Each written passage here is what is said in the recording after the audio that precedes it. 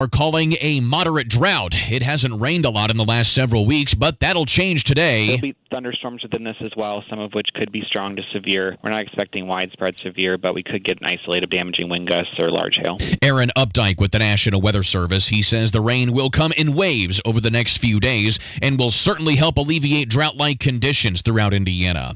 If you've read the Delphi murders court documents, the Carroll County Prosecutor's Office wants to put a stop to that. Donnie Burgess explains. A court motion filed Monday by the prosecutor's office is basically a blanket request.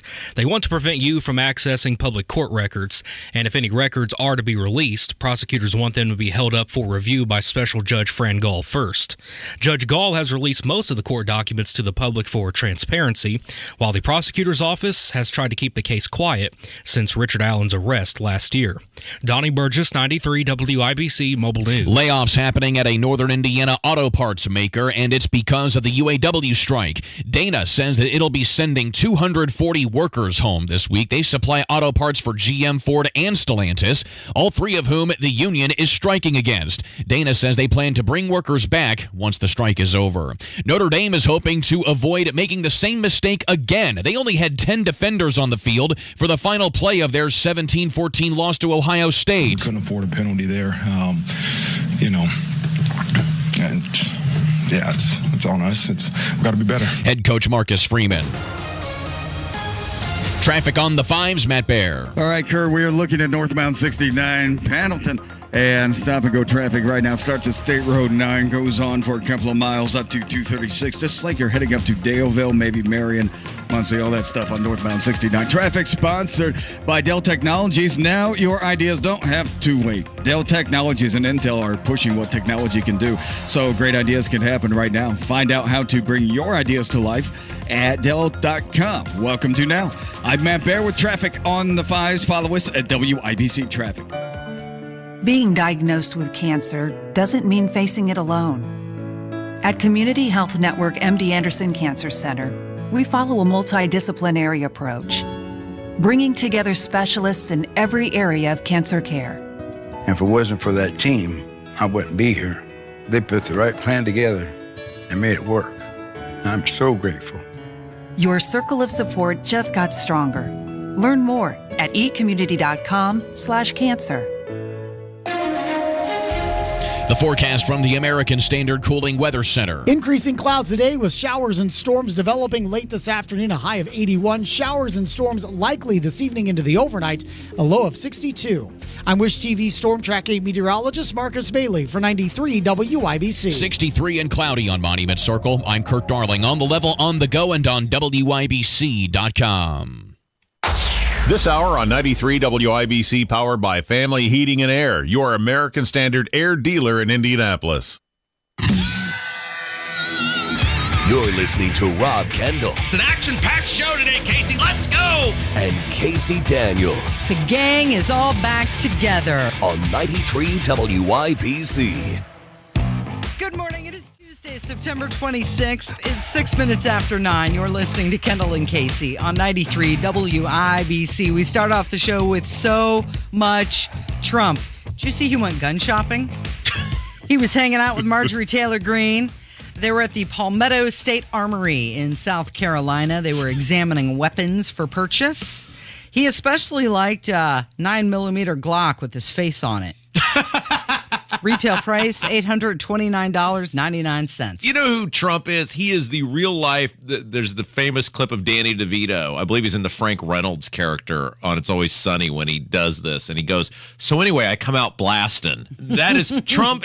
Trump is the real life Frank Reynolds character from It's Always Sunny in Philadelphia. Well, he's just, I think, proving his desire to protect the Second Amendment. Okay, serious question for you. Yeah. Could Trump load and operate a firearm? Like right now, if you said go, I was wondering the same thing. Could he rack it? Could he do the whole thing? I don't know. Does he shoot? Has he ever shot? Does he ever go target practice? Well, and I'm not saying this to try to imply he's not pro Second Amendment. I think he governed as a president that he is.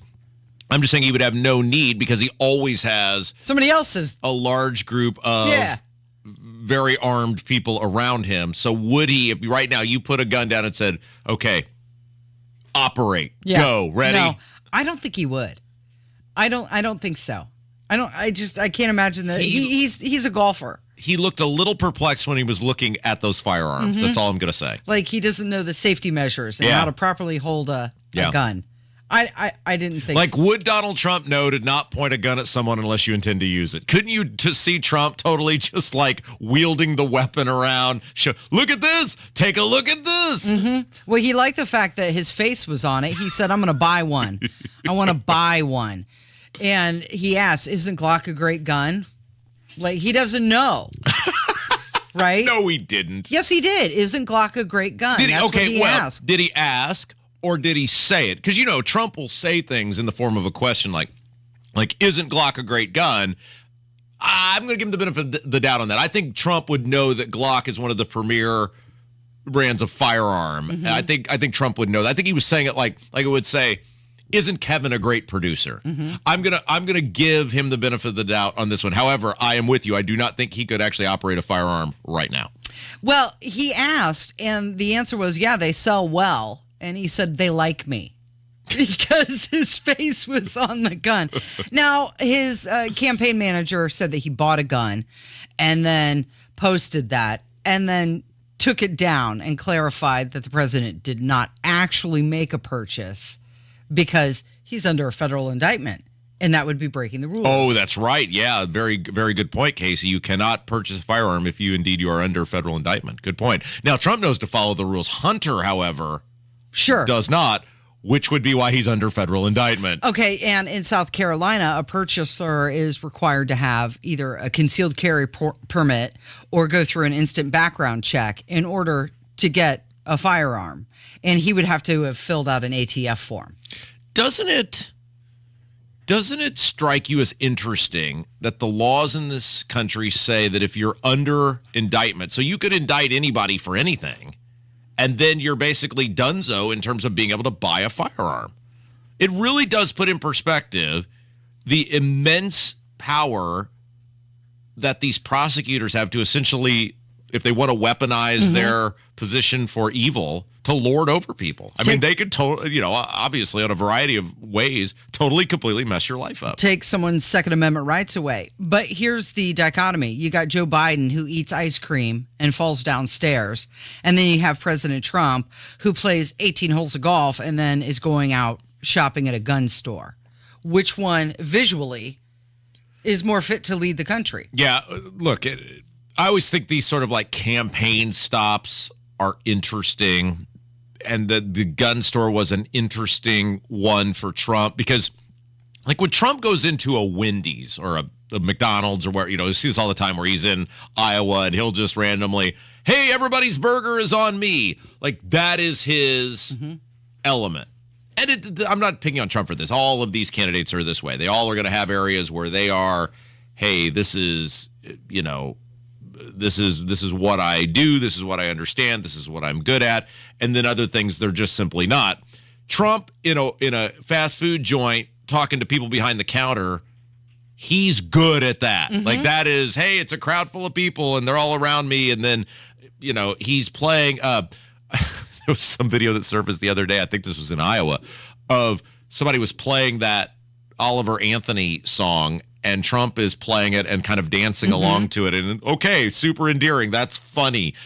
This was not like a great look for Trump. And I'm sure whoever his stager people were probably got an earful afterwards. You didn't think it was a good look for him? I just don't think he's comfortable. And it doesn't mean like, again, I'm in no way saying Trump is anti-Second Amendment. I'm not implying that. I'm not saying this to rip on Trump. I'm simply saying that was not an element of which... his comfort zone. Exactly. Yeah. And everybody has it. Well, I think it's really interesting that he went to South Carolina. Of course, Nikki Haley and Tim Scott, both from South Carolina. And Large Marge is an odd addition there. Well, she's like on tour with him or something. She's an odd person to have front and center. We're going to hear some audio later of Donald Trump, and he's like giving her errands to do. Check on that, Marjorie. What do you think, Marjorie? He keeps talking to her. And I just wonder if he wins, not only the nomination, but the presidency, what is her role going to be? Oh, my gosh. Because she is in love with him. Well, and he's giving her errands. I mean, it's going to be giving her homework to do. If Trump wins it is going to be a regular daily episode of The Young and the Restless on Capitol Hill between Large Marge being in love with him and Kevin McCarthy. I mean, my gosh, what a love triangle that's going to be. So he was speaking in South Carolina, polls showing that he's leading Biden, and he couldn't help himself. He had to point out how the last debate was the lowest rated in history. And he was talking about his interview with Tucker Carlson, which he did while the debate was going. And of course, Fox News, what did they do? Well, they completely cut it off.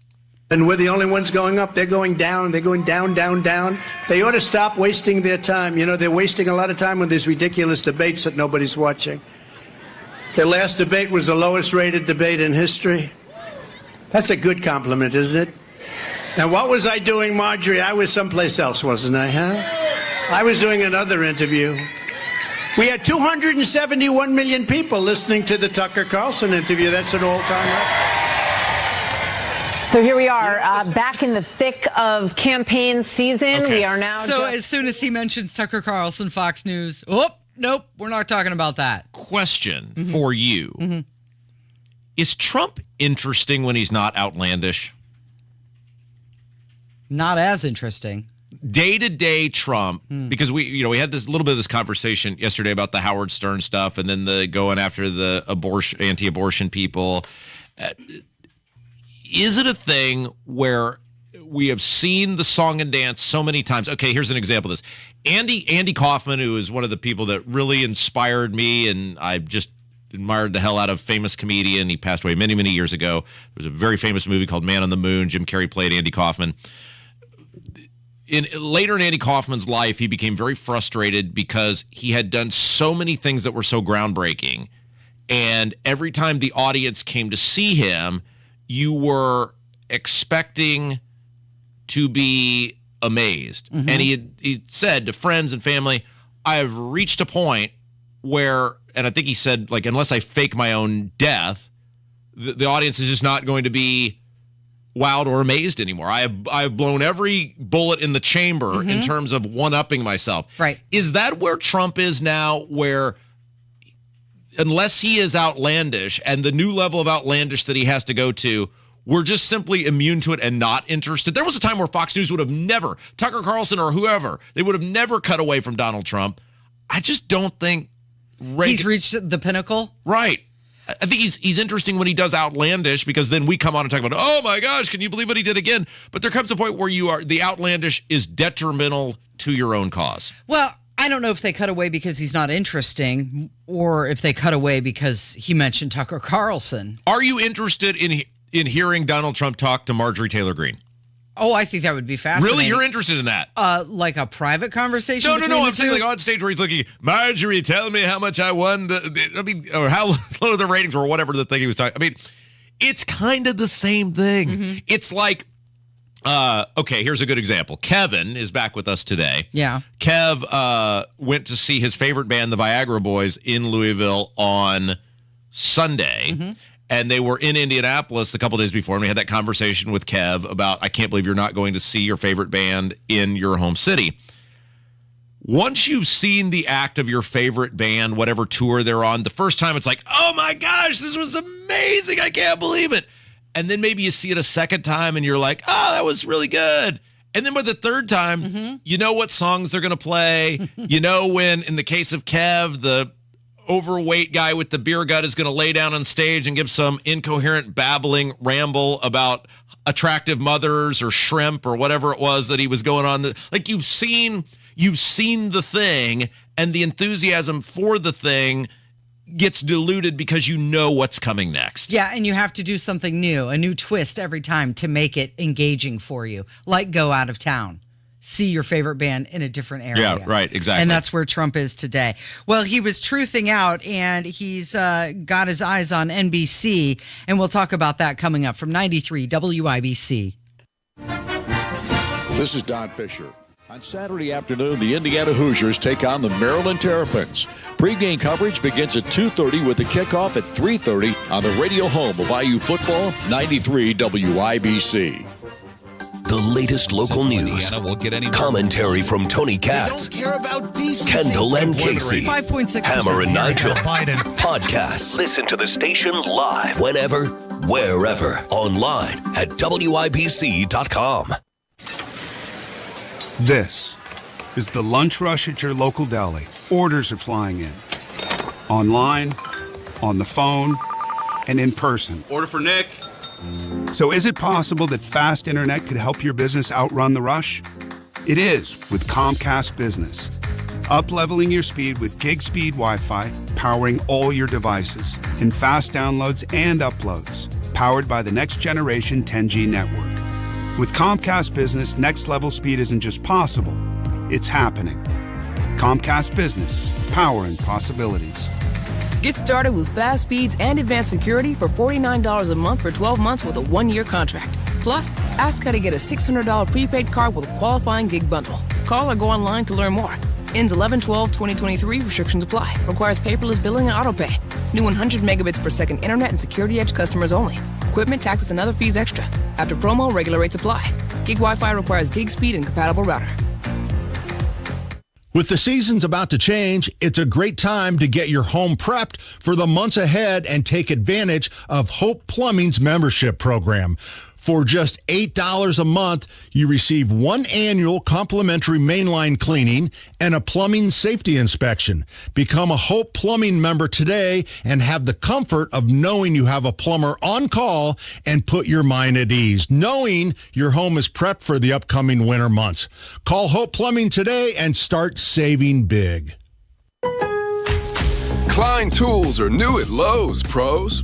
Lowe's knows you want top brands and quality products, and Klein Tools delivers. Right now, get the Klein 3-piece Mod Box mobile workstation for $319.94 and the Klein 5-piece cushion grip screwdriver set for just $34.97, both exclusively at Lowe's. Shop the largest selection of Klein Tools, the highest quality tool brand at Lowe's. Because Lowe's knows tools, Lowe's knows pros. Is your Generac home standby generator ready for the next outage? Are you overdue for annual maintenance? Schedule an inspection today with Generator Supercenter and ensure your Generac generator is ready when you need it most. GeneratorSupercenter.com. For your free system replacement analysis, give Family a call today at 317-577-8077. Family Heating and Air is your trusted local independent American Standard heating and air conditioning dealer. It's the Kendall and Casey Show on 93 WIBC. All I need are some tasty waves, cool buzz, and I'm fine. 20 minutes after 9, it's Kendall and Casey on 93 WIBC. More Donald Trump. He vowed to use the powers of government to investigate the parent company of NBC News and MSNBC for, quote, country-threatening treason if he returned to his office. Okay, so here we go. This is what we talked about, right? I must do a new level of ridiculous because the thing that I am is no longer entertaining. And the new level of ridiculous is not positive nor helpful for me. Mm-hmm. Like, I don't like NBC News. I don't like MSNBC News. You know how I deal with that, Casey? You don't watch it. I don't watch it. Mm-hmm. The same way as, we always love the people who will just sit and listen to this show every single day for 3 hours, and their whole life centers around, it seems, complaining about our show. Just don't listen. Hey, it's free. Turn it off. You're not being forced into it. There is no requirement that you listen to the Kendall and Casey show. And it is when you hear him saying this stuff, they are entitled to be dishonest. They are entitled to lie. They are entitled to give an opinion that's different than yours. They are the same way as Fox News is, the same way as we would be. It is a free country. You can consume whatever you want to consume. People are allowed to have whatever opinion about you that they want. Well, and there are obviously legal guidelines about things you can say and can't say, and there's legal recourse if you believe those lines have been crossed, and people do all the time take that recourse if it's presented to them. But they have the right to exist. You cannot throw MSNBC in prison. Well, I think he's talking more about weaponizing the media, and he wants to put a stop to that. You know, we've been quoting. But that's scary, isn't it? That's not his job. That's not his job as the president to go after the media the same way. Like, this is always the thing that gets me about Lincoln. Oh my gosh, Lincoln was the greatest president that ever lived. No, Lincoln jailed journalists. Lincoln shut down newspapers. Lincoln suspended habeas corpus. I mean, you are not a dictator. You not get to rule by fiat. MSNBC has the right to exist and say negative things about you and say they hate you. And we as consumers have the right to punish them by saying we're not consuming the product. There is nothing that forces you to watch MSNBC. This is just him being totally ridiculous again. Are you ready to read his words? Let's do it. Are you ready? Yep. Let's go. They are almost all dishonest and corrupt. But Comcast, with his one-sided and vicious coverage by NBC News, and in particular MSNBC, often incorrectly referred to as MSDNC, Democrat National Committee, should be investigated for its country threatening treason.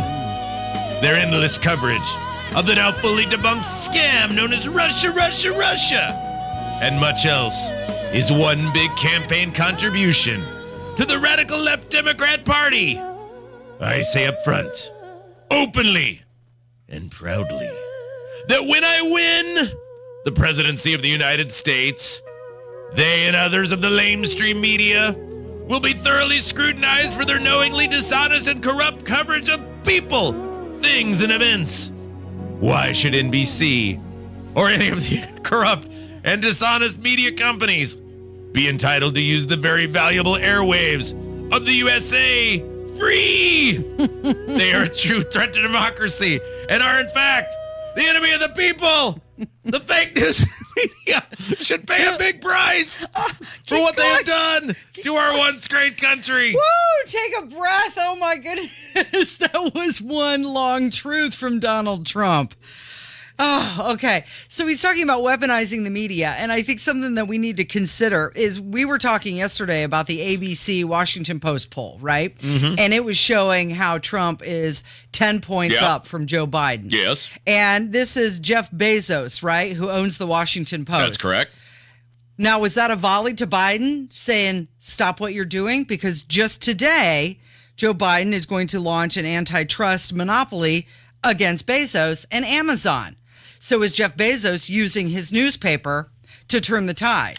Here's what I don't understand, Casey. If Trump is so offended by NBC and their coverage is so one-sided, why did he just go on NBC? He just did an interview on Meet the Press.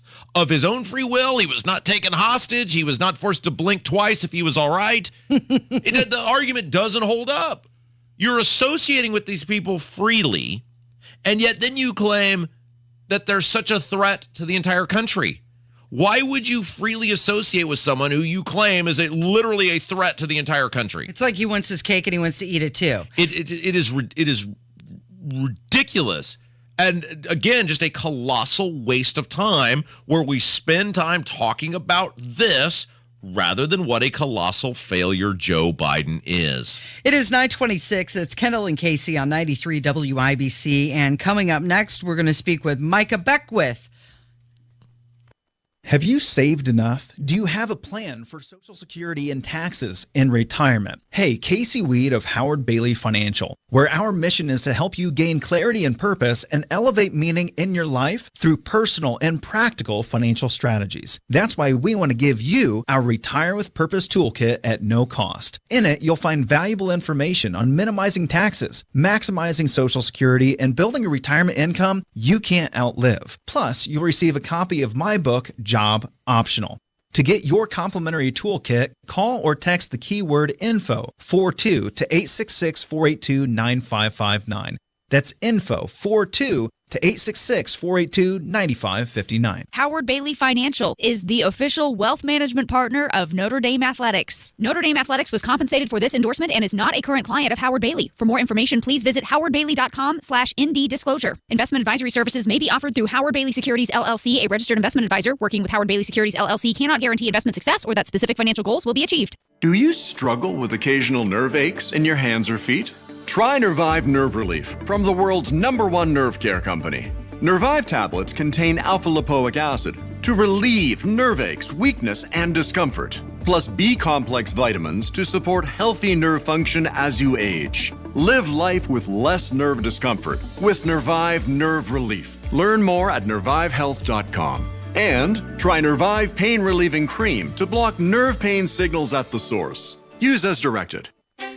Not everyone can be a champion in high school sports, but everyone can be a champion of high school sports. That's right. Fans and parents can be champions. Coaches and officials, educators, and the media can all be champions of high school sports.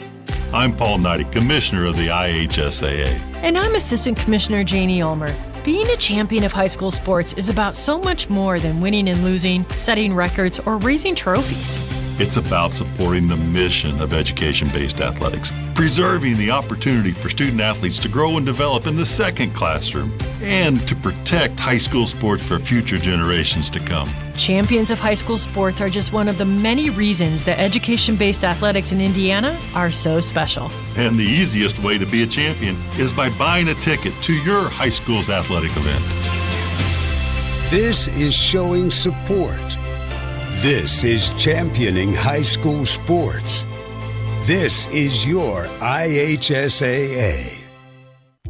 This is an important notice to consumers facing $10,000 or more in credit card debt, medical bills, or other unsecured debt. You may not be required to pay it all back because there are special programs now in effect that will significantly reduce the amount you will owe if you qualify.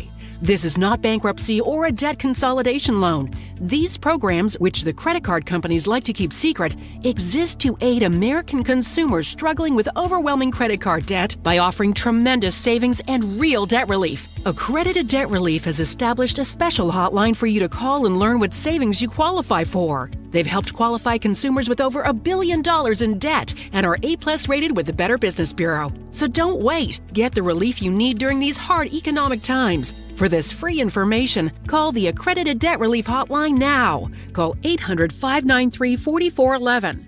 800-593-4411. 800-593-4411.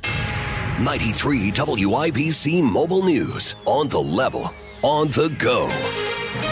They will both visit. It's 65 and cloudy downtown. I'm Kurt Darling. Here's what's trending at 9:30. President Biden will be joining the picket lines along United Auto Workers members in Michigan today. That's as former President Trump has plans to visit picket lines tomorrow. Our old president's coming. He's supporting us. Biden's supporting us. So more love, more the merrier. That woman picketing in Wayne, Michigan. Press Secretary Karine Jean-Pierre says that President Biden is always going to stand on the side of workers and is hoping for a win-win agreement. The UAW strike is why former President Trump will not be at the next GOP primary debate. Fox's Eben Brown. The GOP says tomorrow's debate will feature the following candidates: North Dakota Governor Doug Burgum, former New Jersey Governor Chris Christie, Florida Governor Ron DeSantis, former Ambassador and former South Carolina Governor Nikki Haley, current South Carolina U.S. Senator Tim Scott, former Vice President Mike Pence, and businessman Vivek Ramaswamy.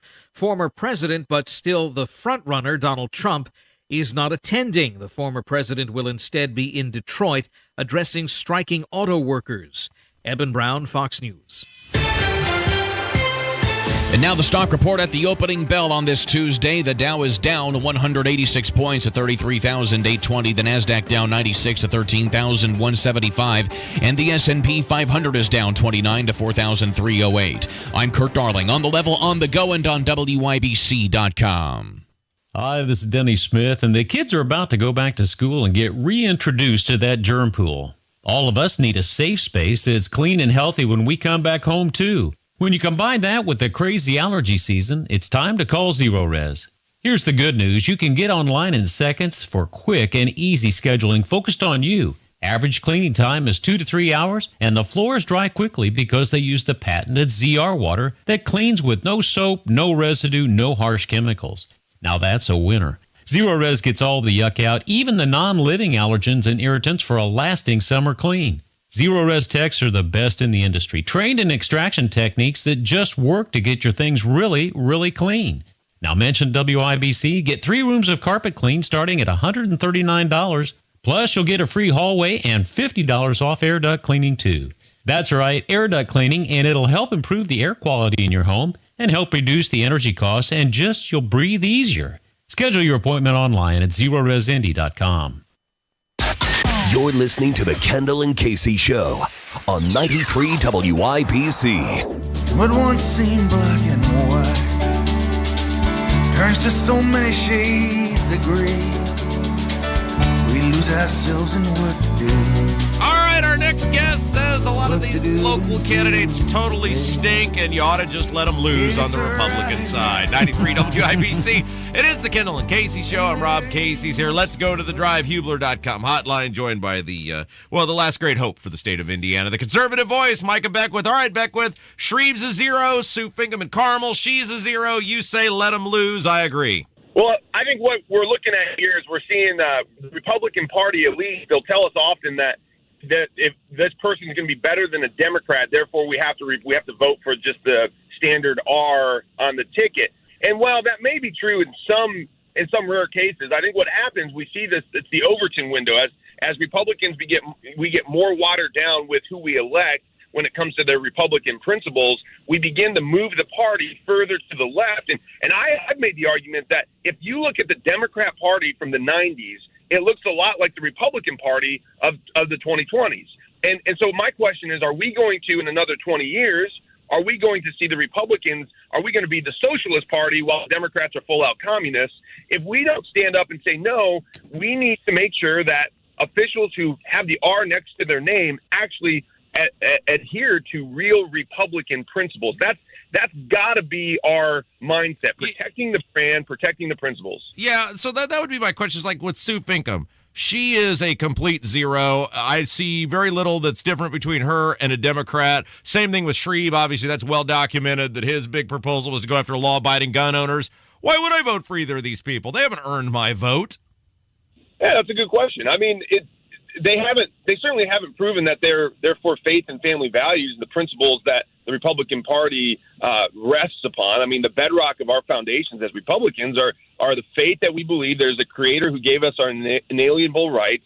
We go back and say those rights are rights to life, liberty, and the pursuit of happiness.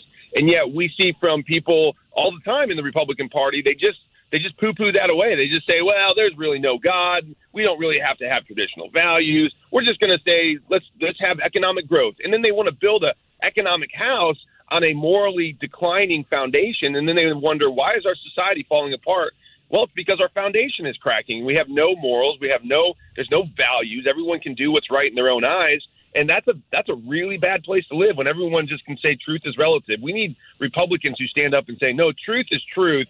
And your opinion is your opinion. We're going to go down the path of truth. Yeah, why do you continue to associate with these people, Beckwith? I mean, clearly you know what they are. You know what they're doing. You know the establishment is taking over the party. You know the Republicans are now the party of big taxes and big government. Why do you continue to associate with these people?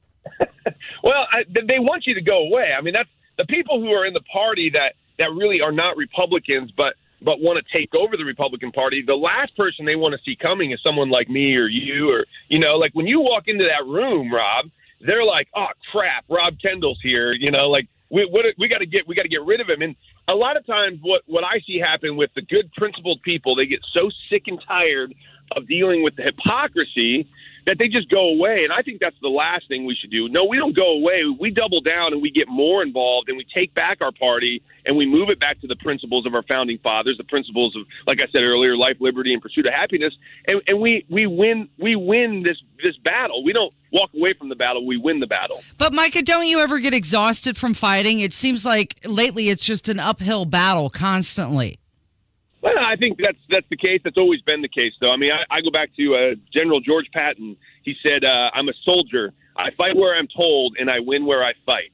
And I think we are all in that battle right now. We are all being told where we need to go. I think the Lord is leading us into the battles he's calling us to. This is mine, and I'm going to fight. I'm going to defend liberty. I'm going to defend truth. And I'm not gonna go home and just and put my head in the sand. Micah Beckwith is our guest. We're talking about what a bunch of complete zeros many of these municipal government candidates are on the Republican side this fall, in the direction of the party as a collective, and why it's okay. It's okay. I do this all the time, Micah. I just simply leave my ballot blank. The majority of it. It's okay to not vote for someone who hasn't earned your vote. Yeah, that's all right. I think that's right. I mean, you gotta be able to stand behind who you're voting for. You got to be able to stand behind your values. And yeah, there's certainly a time and a place to leave it blank. I would never personally vote for a Democrat. I couldn't, in good conscience, vote for a Democrat. So even in the races like with the Shreve or the Finkham races, I'm not advocating for people to get out there and pull the lever for a Democrat, because I think Democrats have given themselves over to communistic values. But as a whole, but at the same time, could I, in good conscience, vote for either one of those two candidates? No, probably not, unless they came out and said, listen, hey, I made a mistake. I was wrong on abandoning some of these values. I mean, if Shreve would just come out and say, hey, I made a mistake, I recognize I made that mistake, and the Second Amendment is not something that we're going to just brush off to the side. It's a God-given right. It just enshrined in our Constitution. If he comes out and says something like that, I would say, okay, well, let's maybe we can give him a chance. So I think that's the I think, but to say you have to vote for them just because they have an R next to their name, no, not at all. I need some life advice, Pastor. Is that all right? Can I mean, it's just us. No one else is listening. It's just you, me, and Casey. So a little life advice here, if that's okay. Yeah, very good. Okay, so I have the great misfortune of living in Brownsburg, and if you're ever in the market for a community that is nothing but warehouses and high density housing developments, and a swimming pool, well, it could be a city an aquatic center. Yes, soon. Thank you, Casey. Could soon be an aquatic center right next to a sewage plant, because who wouldn't want to do that? Brownsburg might be the place for you. I have to go to the meeting on Thursday and beg 5 Republicans not to raise my tax rate by 5%, which is currently in their budget. You people are some of the dumbest people alive, and colossal failures doesn't seem to be working. What approach should I take? Well, there's a great book, and I would highly recommend everyone read it. It's called How to Win Friends and Influence People, and it's a classic book. It was written back in the 40s by Dale Carnegie, and it's all about how to be influential. And so there is certainly a time and a place to pull the arrows out, and there's certainly a time and a place to go in and throw punches. But that's got to be probably your last resort. And I always say first, let's sit down, let's try to reason with people, let's try to compromise, find common ground. And not compromise in the sense of giving up your principles, but finding that common ground. And I think that book, How to Win Friends and Influence People, is a great tool on how to do that. I mean, that'll take you very far in places like business and politics. And so I think that's probably the first thing you got to ask yourself. Have you gone to the Brownsburg, the board? Have you sat down with them? They don't return emails, Micah. The one guy that returned my phone call, he changed his vote, and now it's 1-4. So I mean, this is my point. What am I supposed to do? Well, I think you got a small win right there. Like, you changed his vote because he talked to you. That you influenced somebody. I think. Well, and then hey, listen. I think they are. They recognize that you are a powerful influencer. Casey and Rob both. You guys have a huge platform. And so then you use your platform. This is why people don't like me, like especially those rhinos, we'll call them. They don't like me because they know I'm going to use my platform to call them out. But it's not because I want to do that. I want them to be principled. I want them to do the right thing. But if they're not going to do the right thing, then I'm going to use the platforms that God has given me to expose and bring light into the darkness. And I think you should do the same thing. I think what he's saying, Rob, is let it rip. Well, if I must, Casey. That's what I took away from that. Grip it and rip it, brother. Grip it and rip it. Casey, I have to tell you this story. So Micah calls me yesterday, and we're talking about what we're going to talk about on the show today. Sure. And my wife is home, and he's on speakerphone, and my wife proceeds to start ripping on Micah in the background because I somehow, I don't even know how we got on this. We said, Micah, does this apply? The premise with the local government stuff and leaving it blank. Are you indeed admitting that I was right, that we were right about Todd Young, and he's been a total zero, as we told you he was going to be? This does indeed apply to someone like Todd Young. And Micah goes, You're ready to admit that was a huge mistake, right? Well, okay, but no, you're not listening to what I was saying. Micah, be careful as you back that truck up. You're going to run over somebody.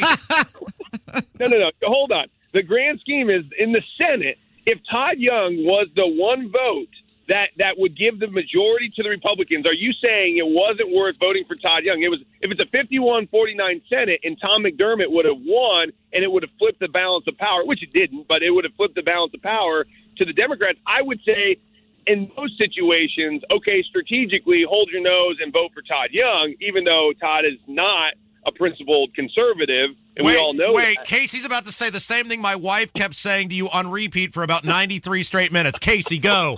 What does it matter? Yes, that's exactly what she said. Yes, Casey. You guys planned this. No. Oh my God! Gabrielle and I were sharing a brain at this point. Okay, what does it matter? I think we all have to recognize, we would not be driving off the cliff of destruction as quickly as we are if Republicans were in power. Now, I think we're still going towards the cliff of destruction. I think we have to get a hold of the wheel and turn back and go back down the right path. But the Democrats are speeding off the cliff. Republicans are just slowly driving there. And I would say that does matter to some extent, that we want to make sure that we hold off this wave of just colossal failures that are going to hit our economic house and our safety and prosperity that we have as Americans. And so I would say Republicans at least do a better job of slowing it. Okay, so what you're saying is that brick wall is coming, and rather than slam into it at 100 miles per hour, we're going 80. What did you say last night, Rob? You said, "Don't threaten me with a good time." Yeah, or Micah kept saying, this went on for 2 or 3 minutes, Casey, no joke, and we kept saying, this is the wrong house to make that argument in, Micah. He just kept. Micah was very persistent. Is there anything you're doing we need to know about Life Church or your campaign or anything before we let you go? Because you've been very nice today. Well, I appreciate that. No, it's been going great. The campaign's going awesome. We're out just telling people the message of what true conservative values are and getting delegates to engage and educating people on the delegate process, because that's what the lieutenant governor race will come to is getting delegates to jump on board. But then as far as Life Church is going, we had a great fundraiser for Project Rescue. We're setting the women and children free that are caught in sex trafficking around the globe. And so just because we had a lot of listeners show up to that breakfast. So thank you to the WIBC audience and what you guys are doing and using your platform for good. So appreciate it. All right, you're the best. Even if you still refuse to admit that it was a colossal mistake to vote for Todd Young, we still like you. Micah Beckwith, thank you. Love you guys. You're listening to Kendall and Casey on 93 WIBC. Coming up on Tony Katz today, Joe Biden is heading for the picket line because Donald Trump is heading for the picket line. I'll explain after the news at noon on 93 WIBC. When you've been injured in a car wreck, there's a lot at stake. Your family, your job, your future. And the insurance company knows there's a lot at stake for them too. That's why you deserve a law firm with a proven track record of success.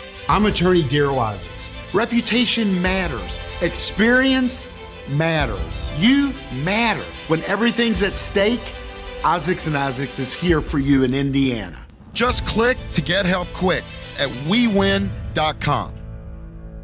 Hey, good morning. It's Casey, and I'd like to talk with you about improving your space with Galaxy Concrete Coatings.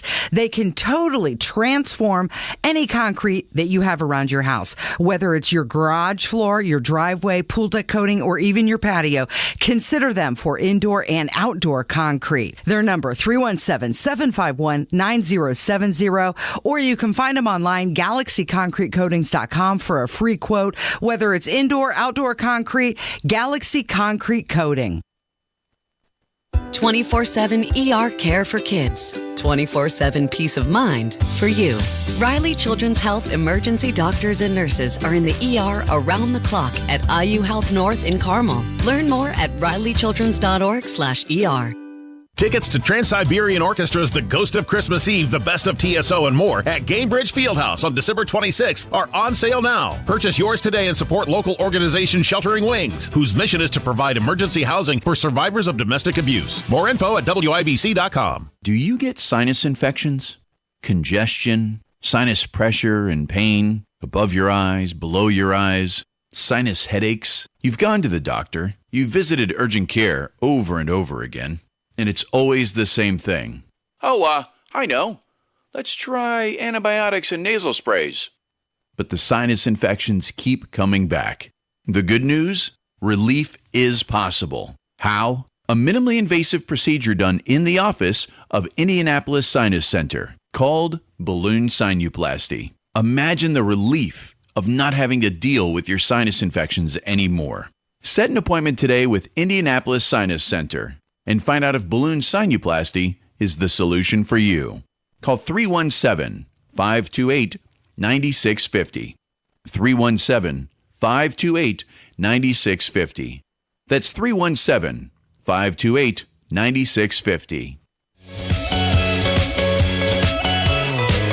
9:47, it's Kendall and Casey on 93 WIBC. So yesterday, Gavin Newsom vetoed a bill, and you thought, well, he's becoming more centrist, right?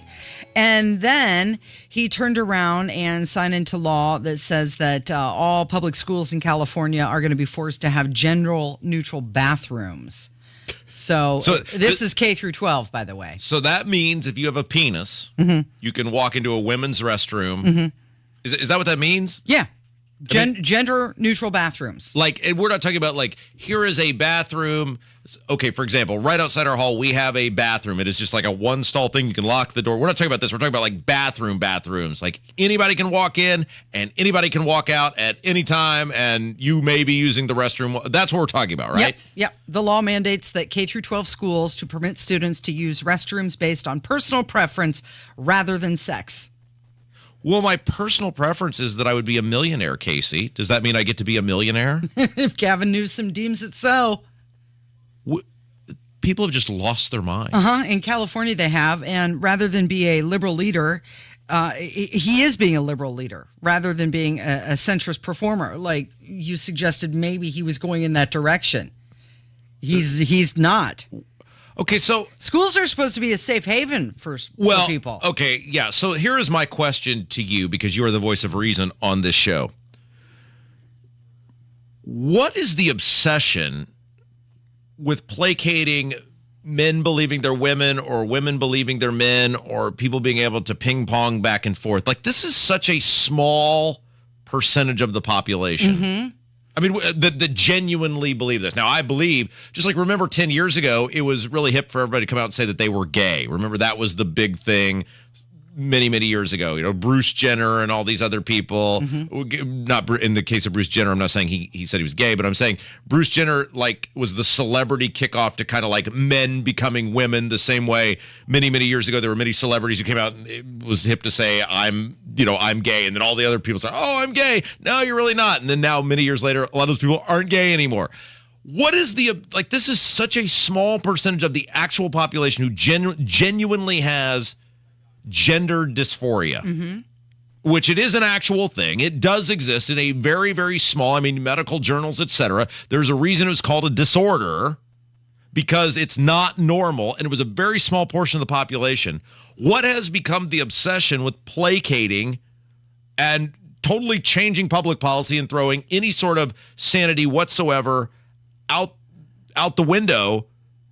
Why? This is what I don't understand. Gavin Newsom says that these measures will help protect vulnerable youth, help protect youth, promote acceptance, and create more supportive environments. How is, if you have a penis, being able to use the women's restroom accepting? What is that accepting of? There's nothing, you're not being judged. You're saying you have these biological traits. You are this. We have certain parameters in our society to say, here's how we operate, and that's common sense. Mm-hmm. And look, if you want to be, gay or whatever, you can be gay and use the men's restroom if you're a man the same way as a straight man can. Nobody's judging you or treating you any different. We're saying if you have this, you go to the bathroom here. How is that unaccepting if you don't abide by that?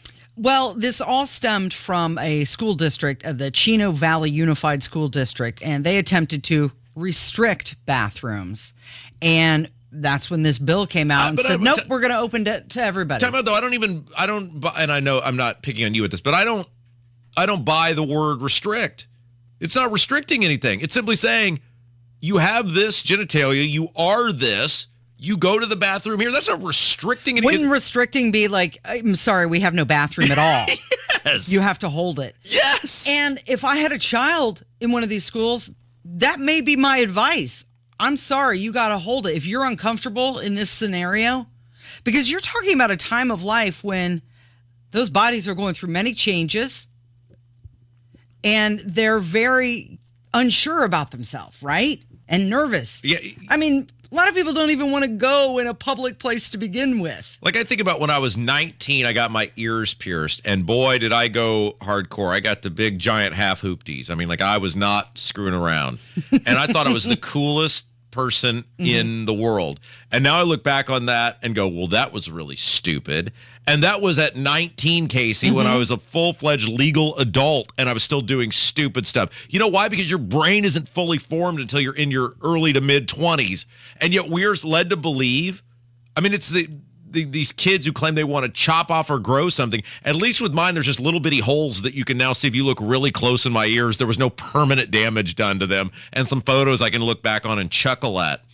These people are talking about permanent changes at 12, 13, 14 years old. That is just such, I mean, that's abuse to allow a child to be able to make that choice. And it's continuing the lie, an untrue life. And this comes after Newsom surprised a lot of people when he vetoed that bill that restricted the judges in custody hearings. And then he turned around and said, but you can all use whatever bathroom you want. So where is he going? What is he doing with this? Well, and this is the problem, right? We've seen this in Indiana where they passed all of these laws related to various transgender topics. But then when it came down to saying, hey, if you're a parent and you don't affirm your kid's whatever, phony, weird, bizarre, peer influence desire to go from being a man to a woman, then DCS can still take your kid, which actually happened. There is a real case in Indiana where that happened. It's very public. It went to the courts. It really happened. I mean, I've seen these people speak in person at events before. Their kid was taken away from them because they did not affirm that kid's desire to switch genders. They didn't touch that. There was a bill that would have rectified that in the Indiana General Assembly. So it's easy for us to pick on California, but yet all of these states, many of these states, are all over the map on this stuff, including the supposedly deep red Indiana. It is like these politicians are just frozen in fear over addressing the actual issue, which is this is society-driven. It is young people whose brains are not fully formed being manipulated. You are subservient to your parents until you turn 18. Your parent is... That's why they're called dependents. Exactly. It's why you get a tax credit for it, Casey. And what do they call it on the tax form? Yeah. Dependents. You are dependent upon them. Your parent is essentially your owner until you are 18 years old. And then when you're 18, you can chop or you can grow or you can whatever. But until then, parent is the boss. Parent pays the bills. Parent is responsible for your well-being. And my gosh, Casey, for some reason, Republican and Democrat politicians, now the Democrats, many of them support this, but Republican politicians are frozen in fear over this topic, and I don't get it. You have a big thing coming up tonight, a speech in Avon. Oh, we do? Yes, you'll be there. I will. Very exciting. The Indy Defenders of Liberty. Now, it's really weird, Casey, because we're always told no one listens to this show. And yet, every time I go out somewhere, it's a full house. Sold out crowd. All the tickets are gone. It'll be very exciting. We'll tell some stories. We'll name some names. We're going to talk about some of our favorite characters that we mentioned on this show. We'll do all the things. I mean, it's like just a more wild and wacky version of the radio show. Do you know what you're going to say? Do you have a speech prepared? Oh, yes. You put as much thought into it as you do this show. Absolutely, which means on my drive-in. So I basically have 30 minutes, and on my drive-in this morning, it takes me 30 minutes to get here. I did 30 minutes. It timed up perfectly. Mm-hmm. I can say all the things about all the people that I want to say, and it's just going to be a grand old time. And it's just amazing, Casey, because we are told by so many people, nobody listens, and yet every time Night with WIBC, totally sold out. This event tonight, totally, all the tickets gone very quickly. Like, it's so weird, nobody listens, but yet people of their own volition want to give up their evenings, in addition to this radio show, to come hang out with us. It's crazy. And you're going to be introducing. You're doing the big introduction. I'm introducing the star, which is you. It is 9:57. It's Kendall and Casey on 93 WIBC. Good morning.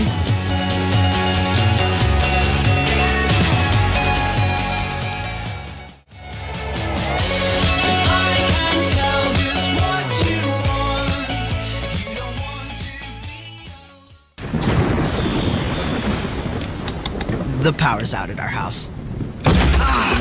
Coffee table. But since our family has storm-ready Wi-Fi from Xfinity, we can stream or game in the dark. Oh, who moved the couch? So that's what we're doing right now, in fact, is I try and feel around for a seat. Here we go. Oh, cactus? Can I get a little help over here? Yeah, bro. Just let me finish this boss battle. Sure, go ahead. Medic! Now you can get fast, reliable internet on the Xfinity 10G network and get storm-ready Wi-Fi when you upgrade, so you can stay connected for up to 4 hours, even when the power goes out. Only from Xfinity. Go to Xfinity.com, call 1-800-XFINITY, or visit a store today.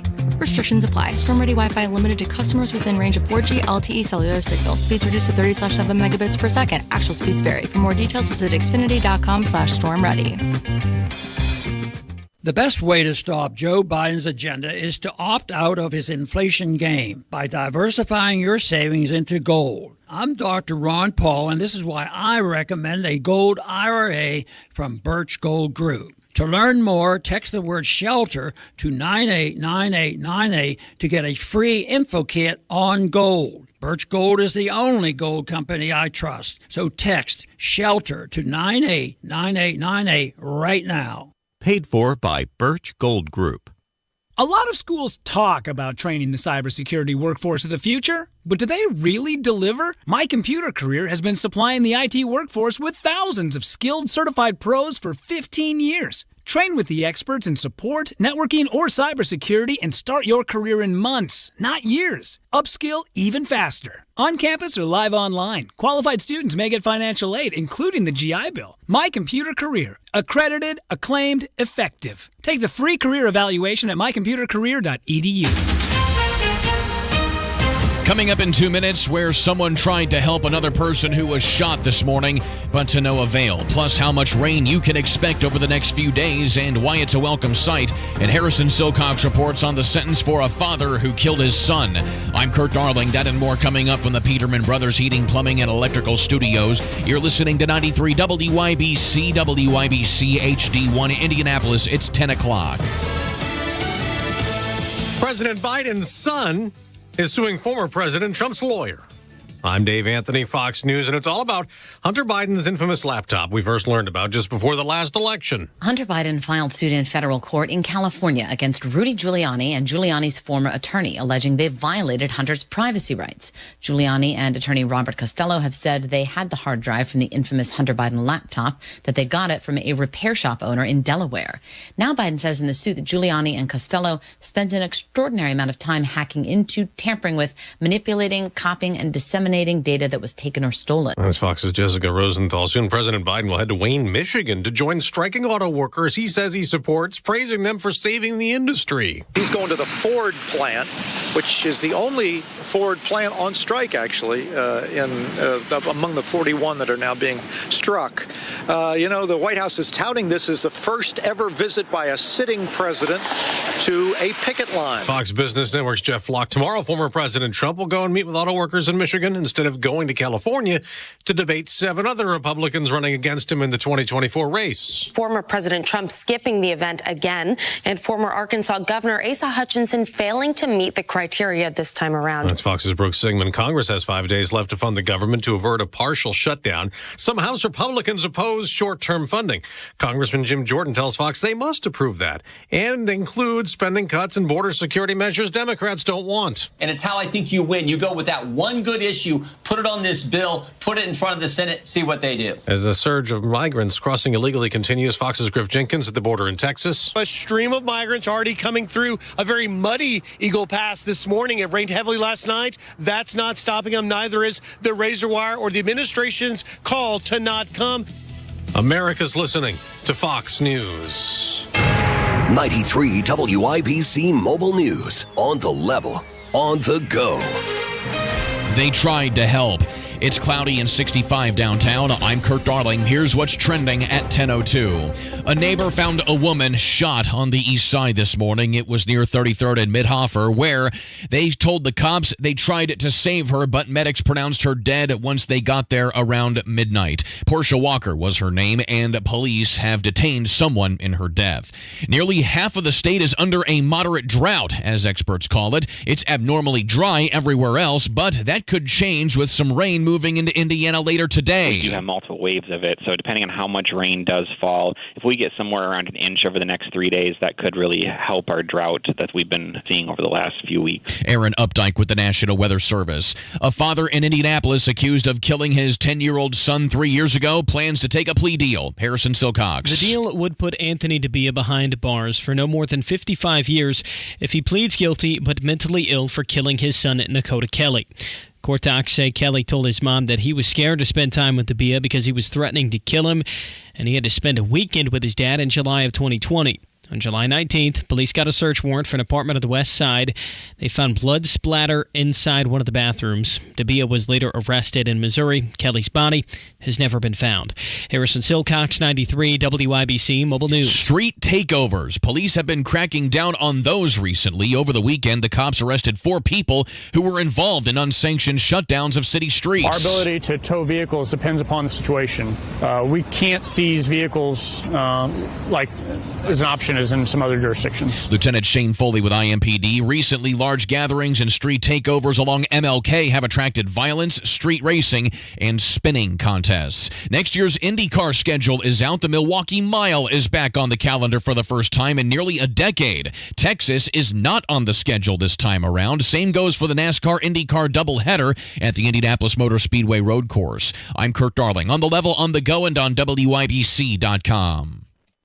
You probably know how much money you've saved in your IRA or 401k, but do you know how much you'll owe in taxes on this money in retirement? Because that's the most important number you need to know, right? Otherwise, you don't know how much money you have. It's Terry Stacy. Learn how much money you'll owe in taxes with your IRA and 401k. Just go to SaveTaxesWithBill.com. That's SaveTaxesWithBill.com.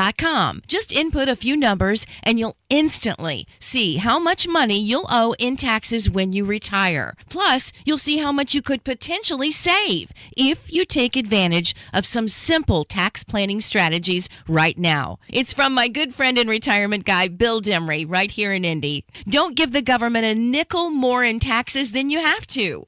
Go to SaveTaxesWithBill.com. That's SaveTaxesWithBill.com. This hour on 93 WIBC, powered by Family Heating and Air, your American Standard air dealer in Indianapolis. You're listening to Rob Kendall. It's an action-packed show today, Casey. Let's go! And Casey Daniels. The gang is all back together. On 93 WIBC. Good morning. It is Tuesday, September 26th. It's 5 minutes after 10. You're listening to Kendall and Casey on 93 WIBC. Rob, did you hear it's on? Fox News confirming that Ron DeSantis and Gavin Newsom, they're going to go head-to-head in a debate. It's going to be moderated by Sean Hannity. It's going to take place on November 30th. It's going to be a 90-minute debate, and it's going to air during Hannity's show. This seems way more interesting than the Republican debate coming up Wednesday. You think so? I put it to you, Greg. To me, I'm way more intrigued by this than I am the debate coming up Wednesday. Why are you more intrigued by this? Because I think you will get a very different view of the world. You will get a very different view of how we make the world, whatever you espouse that you want it to be. And I think you will get a lot less pandering because most of that Republican debate, the first one, and I'm sure this one will be the same, is pandering. It's just the talking points. And it's too much noise. You'll have two people on the stage. They have to answer the question. How the hell did Doug Burgum make it again, Casey? Did he really? That's what they said on the top of the hour news. Well, he must have got all the amount of donors and money that was required, and who is the person? His mother's maiden name, and he had the right blood type. Especially after the first debate, who is the person that's keeping Doug Burgum alive at this point politically? Like, what are you doing? Who's that person Why? who's like, I need to give a lot of money for him to be in the debate? I think it's really interesting that Ron DeSantis and Gavin Newsom are going to debate. I don't know if is this a good move by Ron DeSantis? I mean, Gavin Newsom currently not running. He has until October 15th to file the paperwork. It's an example of a win for all parties, and that's pretty rare, but this is one where everybody's going to get something out of it. So if you're Fox News, you get programming, specialty programming people will watch. If you're Ron DeSantis, you get an opportunity to step out of the shadow of Trump. Yeah. And show people, hey, I'm a fighter. I'm an accomplished governor. If you're a conservative, I'm your guy. And if you're Gavin Newsom, you get an open lane to promote radical leftism. And no matter what you do, you're going to be perceived as a winner on the left because you're walking into Fox News. And Newsom will say, look, I'm a fighter. I went into Fox News. I took this guy on with Sean Hannity. I don't care. Sure. Newsom has also said that this could be like 2 against 1. Because if Sean Hannity is the moderator, he might tend to lead more towards Ron DeSantis' side. But isn't this a situation where it's the far right debating the far left? Yes, it's interesting. And 2 people who will be able to articulate, actually, where they stand. Well, and you just touched on an interesting point, which is when you will see Greasy Gavin and DeSantis up there together, whatever you want to say about Newsom, he's a good-looking dude and he can speak. Right? Yeah. And whatever you want to say about DeSantis, he's a very accomplished governor, and he's not going to be, on Truth social media saying that essentially MSNBC and NBC are terrorists or whatever Trump said. You're going to get two normal-looking people have a very spirited yet probably very respectful back and forth of very different views of the country. And it will be interesting when you compare and contrast that with what you will see with Trump and Biden. Do people finally see this and go, maybe I do want something different? I don't think it's going to move the needle in this. I think it's ultimately, in terms of running for public office, more beneficial for Newsom than it is DeSantis, because I don't think there's anything DeSantis can do that'll break the Trump people from DeSantis. I think Newsom can really showcase, without saying I'm running for public office, and people see that, go, wow, boy, we'd rather have that. Well, he will have to have the paperwork filed by the time the debate takes place. So maybe there will be a different consequence at that point. Interesting. That's an interesting point. There's no way Biden's getting out. They're too far along. When these people go, well, what if? Okay, there may be a world in which Biden, and I'm doing air quotes here, suddenly becomes ill, or but there's no way Biden is just going to be like LBJ and go, I will not seek re-election. They're too far down this road. You're too far into the thing to just pull out. Well, I think that there's a lot. The DNC, I mean, the Jeff Bezos things, the Washington Post poll yesterday, and of course all the questions based on how they're asked really says something, because you've got the Washington Post now coming out saying, you're underwater, dude. And if they're not supporting him, the only person who doesn't realize that he shouldn't be running for president is Joe Biden himself. I think this will be, the DeSantis-Newsom debate will be a tougher debate for Ron DeSantis, because Gavin Newsom, you know, he's kind of got that greasy Gavin, that snake oil salesman. He'll be able to close the deal perhaps better than DeSantis. Yeah, and there's if you're on the left, there's nothing Biden offers you that you can't get somewhere else. There's nothing when you look at Biden. It's not like his with Bernie Sanders. Yes, he's a delusional old fool and looks like he's a million years old. But you look at Bernie Sanders and you go, well, that dude's the godfather of modern socialism in America. We love Bernie. Nobody believes that with Biden. Nobody believes. Biden doesn't even know what he is. Biden is whatever room he's in at the moment, whatever he can remember was told to him before he went out on stage. Mm-hmm. There's nothing with Biden that you can't get somewhere else, versus with Trump, the persona, the charisma, the attitude, the fight, that is something you can't get somewhere else, which draws people to him. So if you're a Democrat voter, don't you look at Newsom and go, well, I can still get the same leftism, and Newsom actually, like Biden, believes it and knows where he is. Sure. Yeah. And by the way, yes, Steve in the YouTube chat asked, and we used to talk about this all the time, is it true that Kimberly Guilfoyle was married to Gruesome Newsom? Yes, that is true. Kimberly Guilfoyle was married to Gavin Newsom.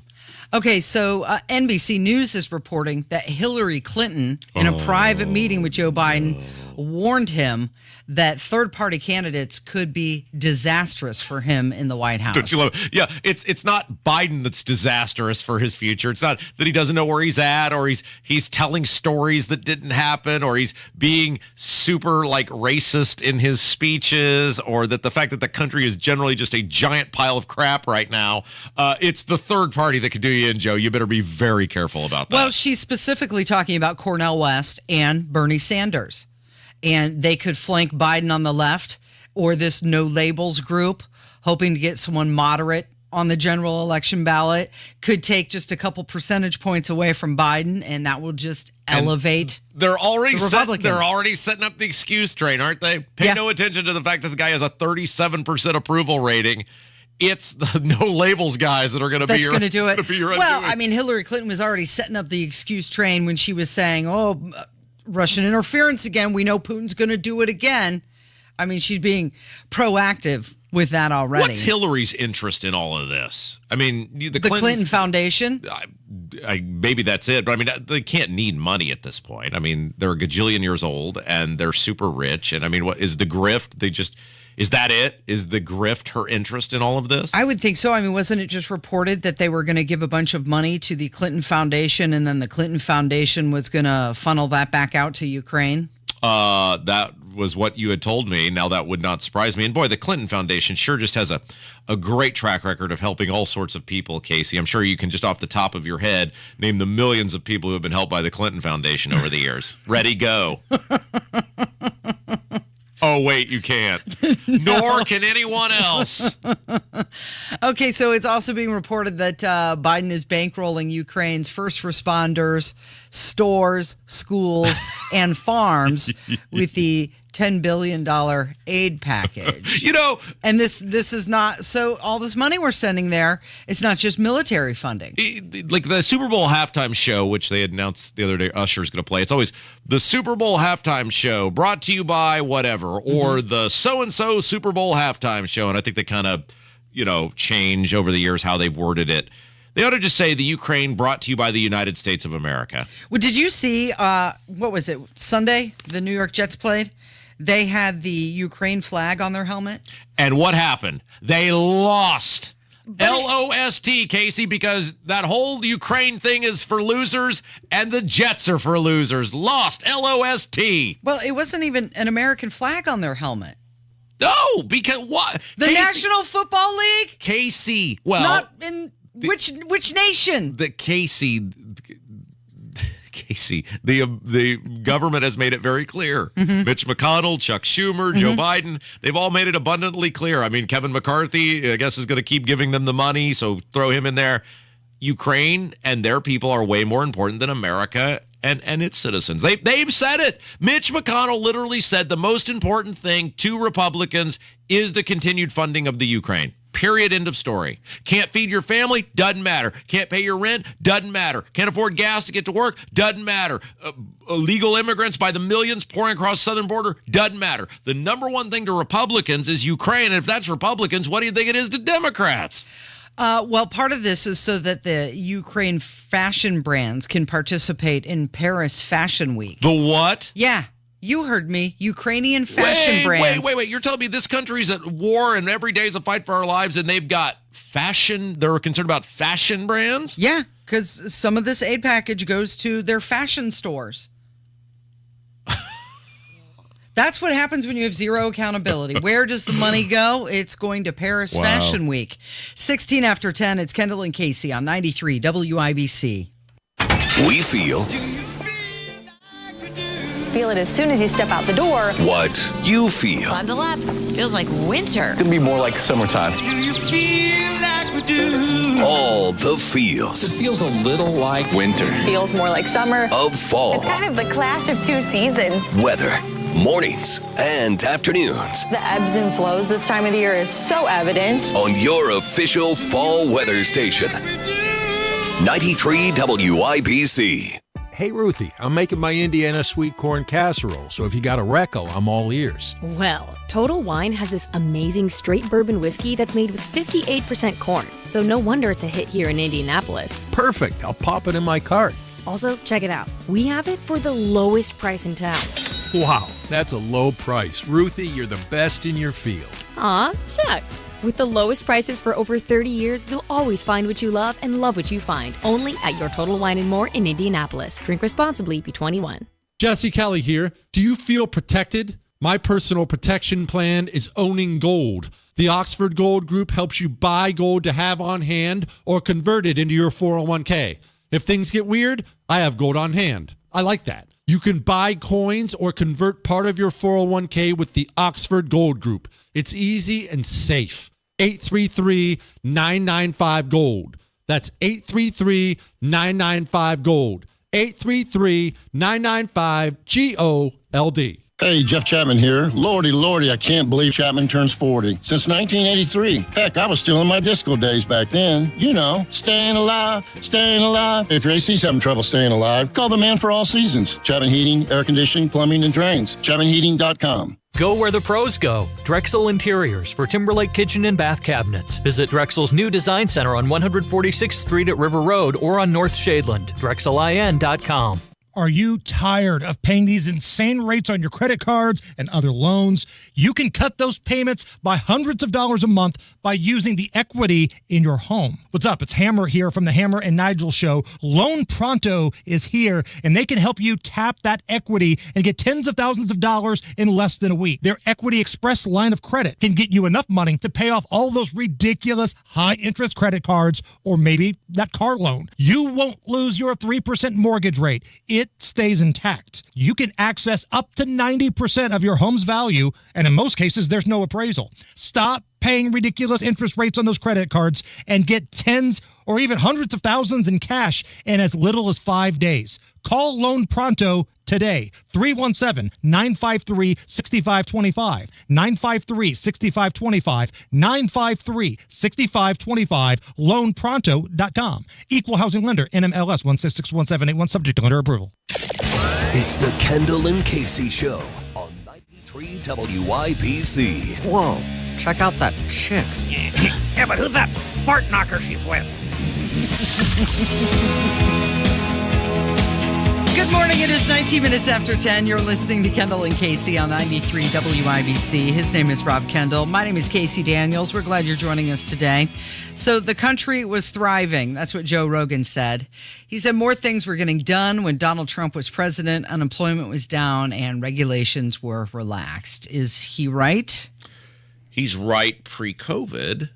I mean, it's a game of reasonable expectations. And my level of reasonable expectation, I don't think, is the same as the average uninformed, uninvolved American. We were running almost $1 trillion deficits or over $1 trillion deficits pre-COVID, which is unacceptable and inexcusable. But to try to move the average person on that, who probably couldn't even tell you outside of who the president is, couldn't tell you who their state rep or state senator or even U.S. rep. I mean, to try to educate that person on the dangers of running $trillion deficits. I mean, it'd be easier trying to explain it to my 13-week-old baby. I mean, it's a fool's errand. So I guess by the standard of the diluted expectation that we have for our politician, I guess, but I'm not going to lie to our audience and go, everything was really great before COVID, because Trump made a lot of mistakes pre-COVID as well. Mm-hmm. Well, Joe Rogan has said that he is with Trump. Oh, so he's changed his mind. Because wasn't he a Bernie Sanders guy? Wasn't he? He was kind of wait and see guy. He was totally Bernie Sanders, though, the last time around. He was totally for. So now he's for Trump? He said he'd get my vote before Biden. Yes, Kev. I was going to say, he did say that he would vote for Trump over Biden. Yeah. So I don't know if he's necessarily for him. Just if he had to choose between the two, he would vote for okay. Trump. Do we have audio? We do. Maybe that'll provide some clarity. We do, and here he is laying out why. Well, just look at what Trump's policies were, and then obviously COVID hits. There's a lot to that: the lockdowns, the economic collapse, all the shit that came with that. None of that is good. And then Trump holds up this like hope to bring us back to where we were when he was in office. You're not going to beat that. I don't think they're going to beat that. I don't think when you look at the Russia collusion, when you look at the Steele dossier, when you look at all the bullshit that they tried to throw at him that we now know is bullshit, not just bullshit, but coordinated bullshit. When you look at the fact that they suppressed the Hunter Biden laptop story and that 51 intelligence agency representatives signed off on that to say that this was Russian disinformation, which they know is not true, that's scary because now you have the intelligence agencies colluding to keep a guy from being president that was president during a time where the country was thriving economically. You're not going to beat that guy. Would he get your vote? He'd get my vote before. Excuse me. He'd get my vote before Biden. I said that before. I don't think that. I never thought that Biden was going to make it. I never thought that he was going to be functional. Regardless of what kind of power the president actually has. And it appears under Trump, the president has a lot more power than we think they do. But under Biden, he's handled. He's just out there talking and saying, the real problem is Donald Trump. Donald Trump, what he's done is terrible. What he did in the office. It's all nonsense. It's like everyone's treating him with kid gloves because they don't want to prop up Trump. They don't want to go after him because it'll weaken the Democratic Party. Okay, Kev, you're the target audience for this guy. Does he speak to you? Does he speak for the 25 to 45-year-old male? Is he speaking your language? Yeah, I think a lot of people would agree. Is Trump, so here's what the question is. Mm-hmm. Is Biden's job performance so despised that people will vote for Trump who they also despise? Have I narrowed the election down to the question? I think so. I think that there's a lot of people who see what Joe Biden has done has been so awful that even if they weren't a Trump supporter before, they're looking back on nostalgia and going, well, he's the less of the two evils. Is that it? Yeah, I think probably the more middle of the road, moderate people would maybe vote for Trump over Biden this time, or just vote for an independent candidate. And it's the economy, right? I think that would boil it down to reason. you. Yeah, it's the economy because they look back and go, well, you know what? I wasn't paying almost $4 for a gallon of gas before. Because I would vote, I've said this many times, I would vote for a potato skin against Biden. Unless it's, I don't know. I guess maybe if it were Christie, of the people who are actually running for Pence, because Pence is a big fat phony and a liar, and that's been well documented. I guess other than those two, probably anybody else that's on that stage, I would probably vote for. Obviously would never vote for Biden. I might leave it blank. Mm-hmm. But do we really think Trump's going to actually accomplish anything if he gets reelected? Let's just say the world where this plays out. What is Trump going to actually be able to accomplish? What do we think? Well, for one, he'll keep himself out of jail. So that's a big accomplishment for him. That's for him. That's not for me, Casey. Yeah. But if he relaxes regulations like he did before, Biden's out saying, I created 13 million jobs. Okay, weren't 9 or 10 of that? Wasn't that pandemic stuff? Sure, he didn't create the jobs came back because they reopened society. Exactly. Which Trump shut down. And I know people are going to get mad when they say, Trump didn't do anything. Trump gave the governors the money to shut the society down. There's no way Eric Holcomb or Cuomo or any of these other states would have shut their societies down without the bribe money from the federal government. Trump is not innocent in what happened during COVID. No, but there's the Ukraine aspect to this. And when asked about that, Trump said he wants people to stop dying. And he has claimed that he would have peace talks within 24 hours, right? Well, you're not getting that right now with Joe Biden. They just keep sending more money over there, and that is costing Americans every day. You think the average person is convinced that if Donald Trump were to be elected president, that Putin within 24 hours would go, whoa, shoot, he's right. Yeah. It was wrong for us to wage this years-long military conflict that have cost us, tens of thousands of lives and billions of dollars and made us super vulnerable and totally subservient to China. Yeah, you know what? I just didn't. It was all about we didn't want to deal with Biden. Why did Putin wait to do it until Joe Biden was in office? I understand that, Casey, but I'm saying you think now at this point, and I totally wholeheartedly agree with you. If Trump were there, it probably would not have happened. But it did happen, and Putin is not going to just be like, yeah, you're right. We're done here. Sorry for partying. Whoops. I get the feeling that a lot of people believe that Trump would be more successful at ending that than Joe Biden look, has been. I guess he couldn't be any worse. Right. All I'm saying is the things that matter to me most, which is the spending and the growth of government, which are the two triggers of the key issue now, which is the affordability of everything. There's nothing Donald Trump has done where you would look at and go, boy, he is really going to get a handle on this. And so I am not overly optimistic, no matter who wins, that the country's going to move in a markedly better direction. It is 10:27. It's Kendall and Casey on 93 WIBC. Premier Deck Coating, the ultimate deck protection. Who are they? Well, they're a sister company of Rhino Shield, and Premier Deck Coating is the product you need if you're tired of applying the same old stain and paint every couple of years to your deck. It's Terry, Stacy, and David and I have a deck that's probably 25 years old. The countless hours and the money that we spend on maintaining that deck never ends. And then we heard about Premier Deck Coating. Family owned, based right here in Indy, and they are going to completely transform our deck with their special formulated product, which repels moisture, scratch resistant in virtually any color that we want, and backed by a 10-year guarantee. No more spending time staining or painting every year. Premier Deck Coating will keep our deck looking great for years to come. Premier Deck Coating can also do fences and pergolas too.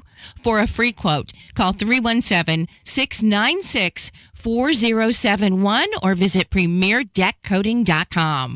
It's game day at Jim's house, and the spread is impressive. Mike's already done some damage with the hot wings, and now he's dropping back and going deep for another slice of pizza. I sure hope he brought the Pepto. Mike knows the Pepto-Bismol provides fast 5-symptom relief from unexpected stomach upsets. He's no rookie. The way he's throwing back those nachos, he's the GOAT. Be ready for game day with Pepto-Bismol. When you have nausea, heartburn, indigestion, upset stomach, diarrhea. Use as directed. Keep out of reach of children. Where does everyone come together to cheer as one, to build traditions, to show pride? High school sports. I'm Robert Falkins. And I'm Janie Ulmer. We're both assistant commissioners of the Indiana High School Athletic Association, and we love how high school sports play a key role in the life of every member of the school community. That's because high school sports are a special place where everyone shows up to have the team's back. It's amazing to see the whole community, students and parents, coaches and teachers, come together at the school to cheer on their student athletes. Celebrating high school sports unites us all, and that experience is essential to the pride and passion of an entire community. Be a champion of high school sports by buying a ticket to your high school's athletic events. This is unity. This is pride. This is your IHSAA. 93 WIBC Mobile News. On the level, on the go. TikTok on a deal. It's 69 and cloudy downtown. I'm Kurt Darling. Here's what's trending at 10:30. Time is running out to avoid a government shutdown at the end of the month. Seems to me we should do a short-term stopgap measure that funds the government 4 or 5 weeks, but include in that something that would actually really help the country, Republicans, Democrats, all Americans, and that is stop this nonsense on the border. Congressman Jim Jordan, a Republican. The House is expected to vote later today on a package of bills to fund parts of the government. However, House Speaker Kevin McCarthy may be lacking the support needed to move them forward. President Biden is heading to Michigan today to picket with UAW members who are on strike against Detroit's Big Three. Former President Trump announced plans last week to address union members there tomorrow. Notre Dame is hoping to avoid making the same mistake again. They had only 10 defenders on the field for the final play of their 17-14 loss to Ohio State. We couldn't afford a penalty there, and yeah, it's on us. We've got to be better. Head coach Marcus Freeman. I'm Kirk Darling on the level, on the go, and on WIBC.com. Give family a call for your family maintenance plan, 317-577-8077. Maintenance is crucial. Family Heating and Air is your trusted local independent American Standard heating and air conditioning dealer. You're listening to the Kendall and Casey Show on 93 WIBC. Good morning. It is 10:31. It's Kendall and Casey on 93 WIBC. Coming up at 11, we've got our good friend Bill Demery who's going to join us. We're going to talk about the debt reaching $33 trillion and what that means to you. But Donald Trump, besides doing some gun shopping yesterday in South Carolina, he was giving speeches. And did you hear when he was talking about Lindsey Graham, how Lindsey Graham got booed again? That just broke my heart, Casey. Yeah, he didn't like that. Terrible. Huh? Do we have audio of that? Yeah, we do. Another man who's always there. He's always, I'll tell you what, when I need help on the left, he's great. He's great. And he's my friend, too. Lindsey Graham, wherever you are. Lindsey, thank you. Oh, no. He helps me on the left. We need help sometimes. Republicans shouldn't need help on the left, but he helps. He just kept going. I just love that he just kept going. He helps me on the left. That to me sounds like a man who's already won the nomination. Like he's talking like I'm the guy. He helps me on the left. No, he's a good guy. We need him. Well, Tony, it was interesting. Tony was kind of breaking down the various polls coming in and showing what an overwhelming lead Trump has. Mm-hmm. And, we've long said Iowa's its own animal, and you never know until the votes are counted there because of the way the caucus works. And, it's very important to get turnout there, and being somebody's second choice matters, which is different than anywhere else. But you look at these polls, and it's like, 45% lead, 40% lead, 48% lead. He's somewhere between 40 and 48 points on most of these polls.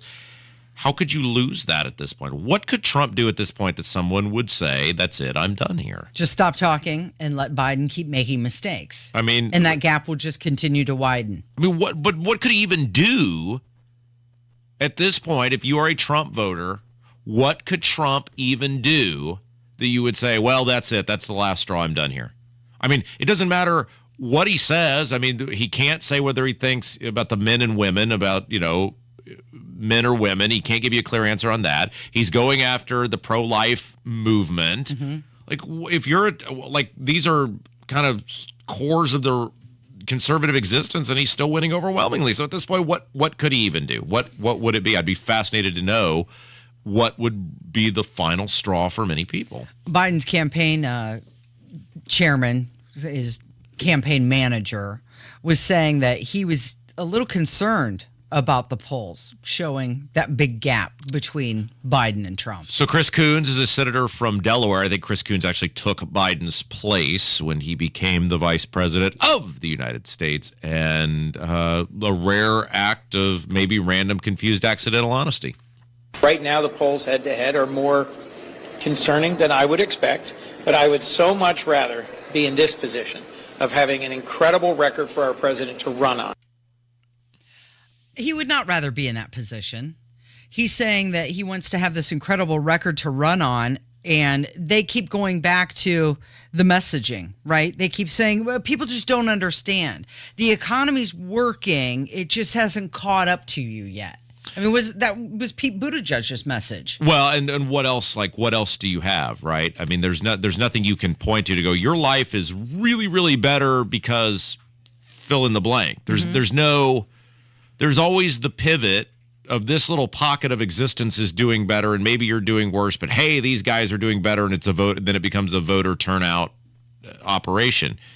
In the case of Biden, there's nothing. There's not one pocket of America, unless you're somebody in the military-industrial complex making huge money off all the money being sent to Ukraine, where you're going, wow, I'm really excited and totally optimistic about the direction of the country. So he says that they're concerning, but we're glad we're in this position because we've got a good message to put out. And I guess you would ask the same question about Biden that we ask about Trump, and I've asked this many times.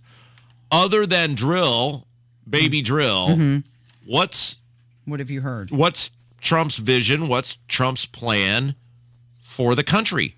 What on taxes, on spending, on a whole host of issues? And I'm not being flippant or facetious, Casey. I genuinely cannot tell you what Donald Trump's plan is if you reelect me. Like, when I knew the first time Trump was running, I knew Trump's plan on A, B, C, and D. Did I agree with every single one of the things? No. But I knew what it was, and I could say as a collective, this seemed like a much better vision for America than the guy he's running against. I can't tell you what Trump's vision is. Same thing for Biden. What is Biden's plan? If you reelect me, I will fill in the blank. This also reminds me of the mayoral race here in Indianapolis. Yes. Where all Jefferson Shreve had to do was come out and say, I'm not that guy. Right, that's correct. And that's all Trump has to say. Which is I'm not that guy. Well, and it's interesting now that Shreve is running ads on this radio station and on many other places where he's finally questioning where Joe Hogsett was during the riots. Mm-hmm. And my question to him, of course, he's never going to come back on the show, would be, why didn't you start with that? Like, why? Is it too late? Oh, in my mind, and we'll see. Abdul's going to do a poll that's supposed to be out next week. We'll see where that lies. But, I've been told by multiple people that the door knocking is going very rough, that it is not good, that they're getting a lot of pushback from Republicans. Why wouldn't that have been your opening salvo? Hey, something we can all get behind. Certainly you unify the Republican base and you start really unifying people in the sense of we should all agree we demand to know where Joe Hogsett was during the riots. And then the entire campaign becomes about, until Joe Hogsett effectively answers that question, which he won't because he can't, where was Joe Hogsett during the riots? The media narrative. Jefferson Shreve had enough money to make the media narrative, where was Joe Hogsett during the riots? And then we get into the next, look, Casey, I don't know if you know, I've got a pretty good track record of winning elections. Mm-hmm. And winning elections is about two things: your vision and defining the other guy how you want him defined. And Jefferson Shreve gave up both of those things when his opening salvo was to talk about how law-abiding gun owners are the problem. Well, his opening salvo was, I'm the same as the other guy. Yes! So there's no differentiation between them. You're right. You're 100% correct. And so, look, maybe it will, maybe it won't. I don't know. I mean, there's a big portion of winning, especially as an underdog, and Greg Ballard was the best example that I can tell people of. In 2007, Greg Ballard entered with the same uphill challenge that Jefferson Shreve did, which is, hey, it's a predominantly blue city, and you've got a whole bunch of things working against you, and the county party is largely inept, and blah, blah, blah. Greg Ballard gave people a reason to believe in him. Hey, he's a tough-talking Marine, and he's going to go into places that Republicans don't normally go, and he's going to make pitches to people Republicans don't normally make pitches to, and you can believe that this guy will have a puncher's chance to win, and he will be a fighter if he gets in there. So nobody believes that about Jefferson Shreve. So are you saying that Greg Ballard made the left come to him, where it sounds like right now Jefferson Shreve is going to the left? Right. Yes. Greg Ballard went into these, predominantly African-American communities and churches and other places and said, all I got to do is pull off like 30% of the people here. And if I'm not going to get everyone, and I'm not under a delusion that I'm even going to win these areas I'm at. But if I can win enough, and then I can make people believe in me, that, hope and optimism is a huge part of a campaign. It's door knockers, it's signs, it's manning booths at fairs and festivals. There's nothing about Jefferson Shreve. And so I would say the same thing about Joe Biden. There's nothing about Joe Biden that you would go, if you're on the left, wow, I'm really excited for 4 more years of that. Yes. That guy. Hope and optimism. Well, and I think maybe striking with a lot of people. Hey, I'm not that guy. Somebody I do have hope and optimism for, though, is Jason Hammer. He's coming up next. It's 93 WIBC. Hammer and Nigel show, big one this afternoon, 3 o'clock. Bill O'Reilly will join us. We got the biggest stories in Indy. Let's have a day. 93 WIBC. Real estate research reports housing prices are still slowly rising, and inventory is still below historical averages. Now is a great time to get a big payday from your equity growth. Hire the agent who is an expert on maximizing your home price fast, Mark Deedle. Maybe you're worried about costly repairs or upgrades to sell your home. Mark Deedle guarantees your home sold at a mutually agreed upon price and deadline, or he will buy it. Listen to what Ken and Teresa in Indianapolis had to say about working with Mark Deedle. A job transfer had us scrambling to sell our home. We were worried we were selling at the wrong time in a bad market. That wasn't the case for us with Mark Deedle. We got a full price offer in only 1 week with no inspection required. Call for all the details. Call the agent I trust and recommend and the agent who guarantees your home sold, or he'll buy it. Call Mark Deedle at 317-755-4232 or go online to markdeedle.com. That's Mark, DIETEL.com. Wealth-changing question. Has your advisor created a portfolio based only on your age and risk tolerance? That's simply not good enough. Your money deserves better, and so do you. At Creative Planning, our private wealth managers learn about you first, and then they create a customized plan and portfolio by partnering with our in-house money managers, accountants, and attorneys. Don't settle for a standard portfolio. Book your free meeting today at creativeplanning.com. Creative Planning, a richer way to wealth. This Sunday, if you're looking for a new church home or even a first church home, please consider checking out my wonderful, amazing, fabulous friends at Life Church. You know, we talk a lot about Life Church, the incredible impact they've had on my life, my family's life over the past year plus. And this Sunday, they would love the opportunity to meet and welcome you and your family so you can see how amazing Life Church is for yourself. They got campuses all across central Indiana, Eagle Creek, Noblesville, Fishers, Pendleton, and amazing online services. You can learn more about all of it at lifechurchin.com. A lot of schools talk about training the cybersecurity workforce of the future, but do they really deliver? My Computer Career has been supplying the IT workforce with thousands of skilled certified pros for 15 years. Train with the experts in support, networking, or cybersecurity and start your career in months, not years. Upskill even faster. On campus or live online, qualified students may get financial aid, including the GI Bill. My Computer Career. Accredited, acclaimed, effective. Take the free career evaluation at mycomputercareer.edu. Head to the contest page at WIBC.com and enter for your chance to win a pair of tickets to see Trans-Siberian Orchestra on December 26th at Gamebridge Fieldhouse. Go to WIBC.com for more info. Good morning, 1043 with Kendall and Casey on 93 WIBC. Jason Hammer joins us in the studio from the #1 rated Hammer and Nigel program. Okay, so there is the Hogsett Jefferson Shreve debate. That's coming up on October 23rd, 6 p.m., Wish TV. They have to ask where he was during the riots. Whoever, it's Phil. Phil's one of the moderators. There's no way Phil Sanchez, being a great journalist that he is not going to ask Joe Hogsett, where were you during the riots? I mean, she's running ads about this. Let's just, for argument's sake, say that Phil doesn't. I don't know what he's going to ask, but let's say that he doesn't. If you're Jefferson Shreve, don't you bring that up in one of your answers? Right out of the gate. Every answer should be, where were you during the riots? You're spending $1 gajillion on this radio station and TV and everything else asking the question. How does every answer not involve pinning Joe Hogsett down on where he was during the riots? And now that Jefferson Shreve is finally running ads that ask where Joe Hogsett was during the riots, where are all the other TV stations? Now, Wish TV's Alexis, we played the audio. She did ask Joe Hogsett to his face, where were you during the riots? And he gave some cockamamie answer that he was at home supervising, which we have colleagues that say that's a complete lie because they've spoken to people who may or may not have been in another location with him. And there's absolutely no verifiable trail whatsoever that he was supervising, because now it's come out through our buddy Robert Evans that Joe Hogsett does, I guess, city business on a personal email account so that you can't track him or trace him, or it's much harder to do.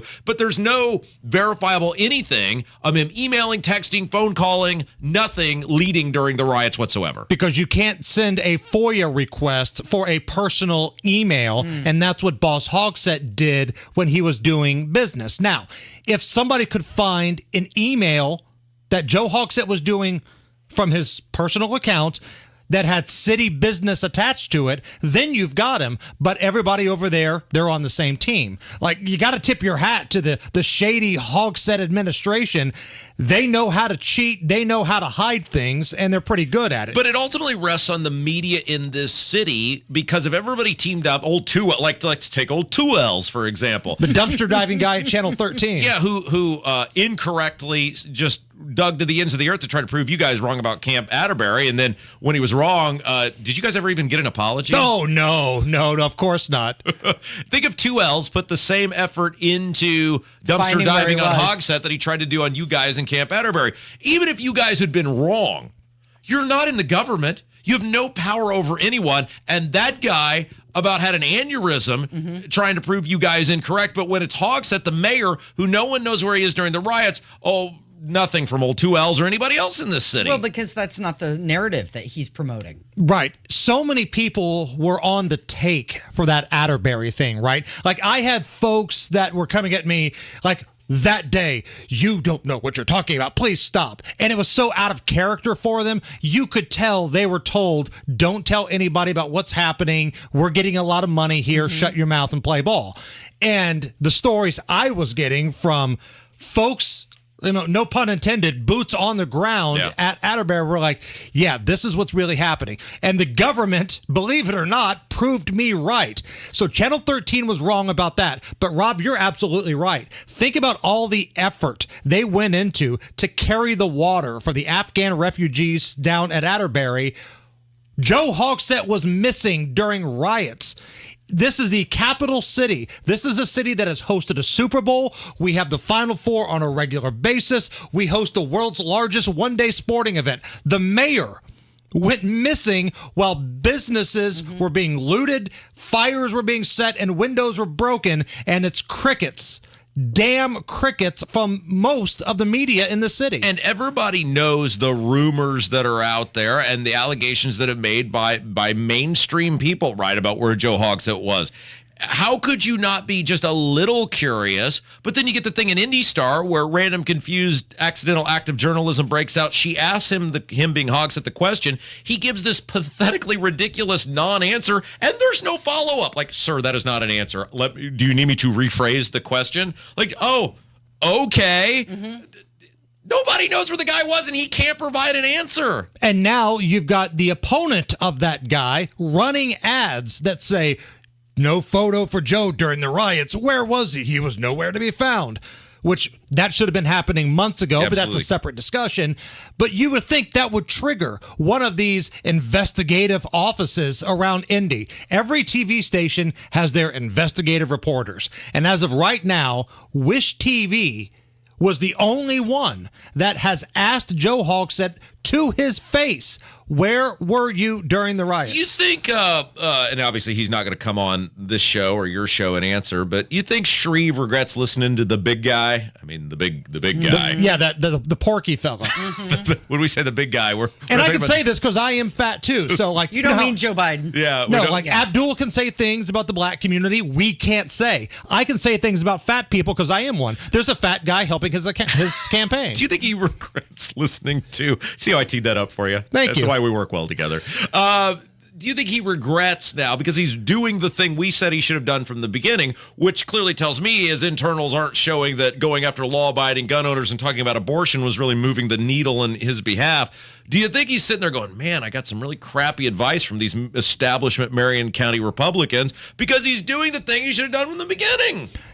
But he's not alone, and this is what we have found out in this process. If you think Jefferson Shreve is just the unicorn, the Republican who's wanting gun control, Welcome to the party, Bal, because he's not alone. The fat guy that we talked about, he's one of them.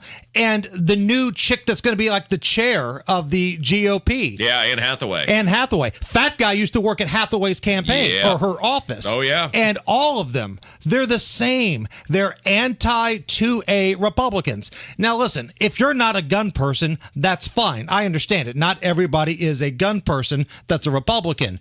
But don't run a campaign right out of the gate that blames law-abiding citizens for this mess on the circle. He couldn't wait to do that. That was the first damn thing he did. And as Rob points out all the time, he sure as hell didn't do that in the primary. What if he came out and he said, I made a mistake, that was the wrong move, I'm changing directions? Why should I believe him now? Like, what has he done now to warrant the trust?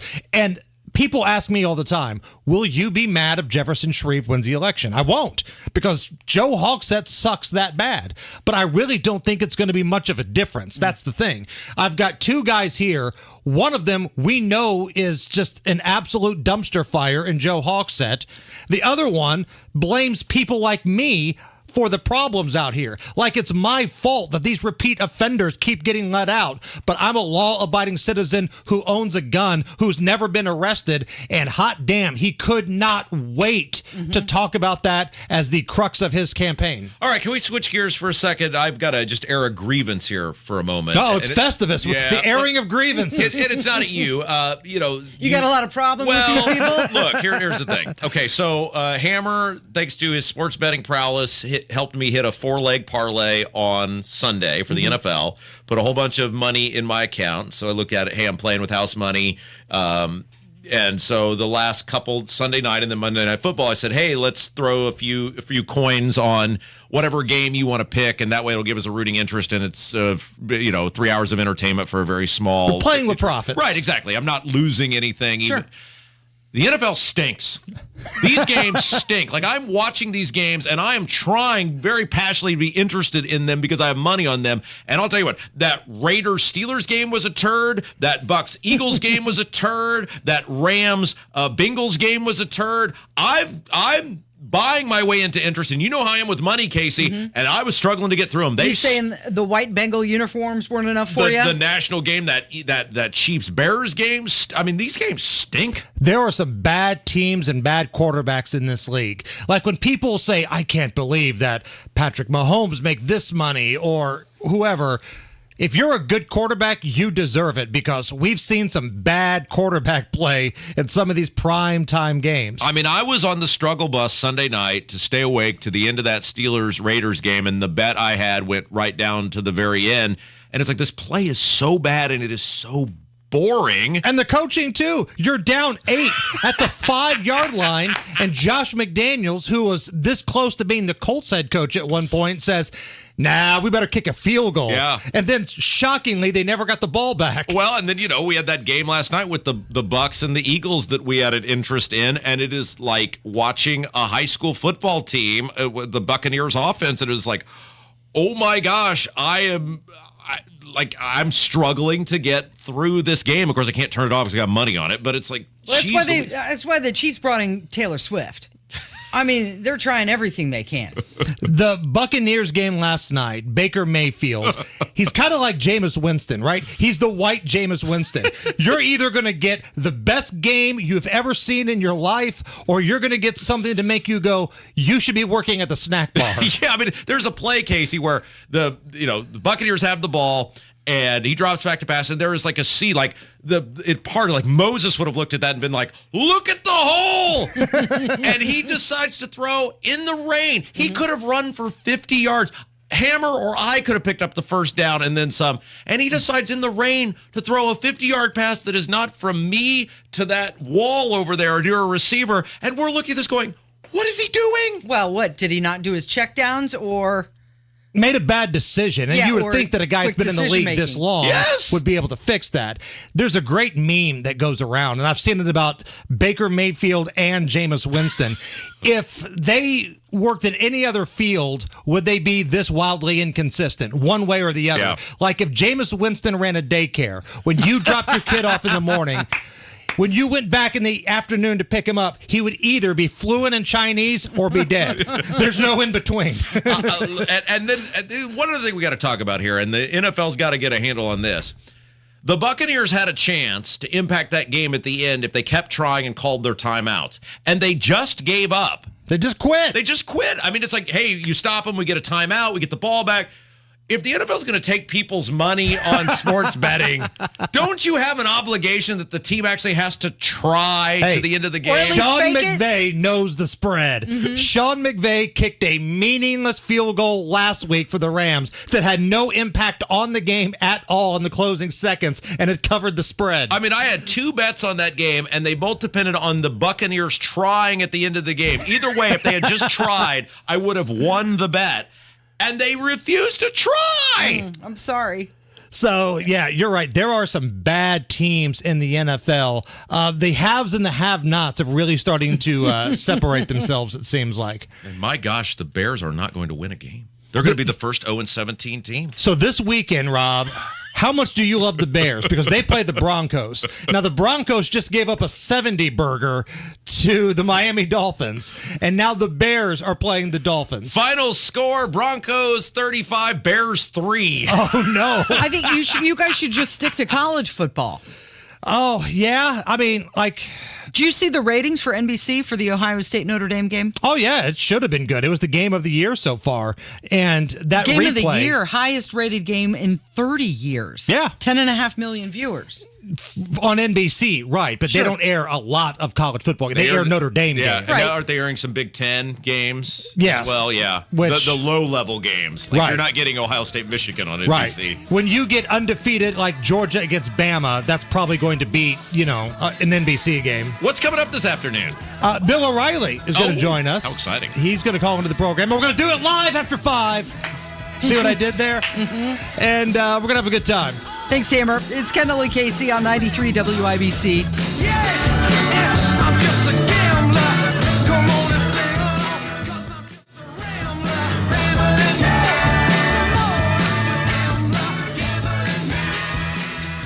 Do you get sinus infections, congestion, sinus pressure and pain above your eyes, below your eyes, sinus headaches? You've gone to the doctor. You've visited urgent care over and over again, and it's always the same thing. Oh, I know. Let's try antibiotics and nasal sprays. But the sinus infections keep coming back. The good news? Relief is possible. How? A minimally invasive procedure done in the office of Indianapolis Sinus Center called balloon sinuplasty. Imagine the relief of not having to deal with your sinus infections anymore. Set an appointment today with Indianapolis Sinus Center and find out if balloon sinuplasty is the solution for you. Call 317-528-9650. 317-528-9650. That's 317-528-9650. Joe Hogsett's been a politician for 34 years, and that's a lot of photo ops. But when riots broke out downtown, when police needed a mayor, there's no photo of Joe Hogsett. He was nowhere to be found. Since then, violent crimes off the chart. Police leaving the force. We're now 300 cops short. As a result, 2 out of 3 homicides now go unsolved. India's in crisis, and we need a mayor, not photo op Joe. Not too long ago, Indy hosted a Super Bowl. We welcomed the world. We had a belief in our city back then that Indy could be magnetic, dynamic. Now, crime makes us feel unwelcome in our own neighborhoods. Joe Hogsett tried to do something about it. It's gotten steadily worse. Jefferson Shreve isn't running on a promise to try. He's running on a plan. Learn more about Shreve's plan at shreveformayor.com. Paid for by Shreve for Mayor. Go where the pros go. Drexel Interiors for Timberlake Kitchen and Bath Cabinets. Visit Drexel's new design center on 146th Street at River Road or on North Shadeland. DrexelIN.com. Coming up in 2 minutes, relief is on its way. It's been pretty dry lately. Plus, this automaker might be considering Indiana for more jobs. And John Herrick reports on pickleball. I'm Kurt Darling. That and more coming up from the Peterman Brothers Heating, Plumbing, and Electrical Studios after Fox News Radio. You're listening to 93 WIBC, WIBC HD1 Indianapolis. It's 11 o'clock. From the White House to the picket line. I'm Dave Anthony, Fox News. President Biden calls himself the most pro-union president in American history. And soon he'll be the first to picket with striking workers. Outside a Ford plant in Wayne, Michigan, the president's about to fly there. At the White House, officials are not willing to say which of the workers' demands they support. Is it shorter work weeks? Is it a 40% raise? Don't know. They're keeping their support more vague for the moment. Tomorrow, former President Trump will go to Michigan to meet with striking auto workers instead of debating 7 of his rivals in the 2024 Republican race, and he will also again be fighting back in one of his 4 criminal indictments. The former president claims his election interference aimed at taking him out. A new court filing relates to the 2020 case alleging he tried to overturn President Biden's victory. Lawyers for former President Trump are fighting a U.S. prosecutor's request that would limit his comments about potential witnesses, the judge, prosecutors, and jurors. The former president's legal team arguing that limiting what he is allowed to say is a violation of his First Amendment rights. That's Fox's Ryan Schmelz. Hunter Biden is suing former Trump lawyer Rudy Giuliani. The president's son alleges the infamous laptop he left at a Delaware repair shop we learned about just before the 2020 election was hacked into by Giuliani and the data manipulated.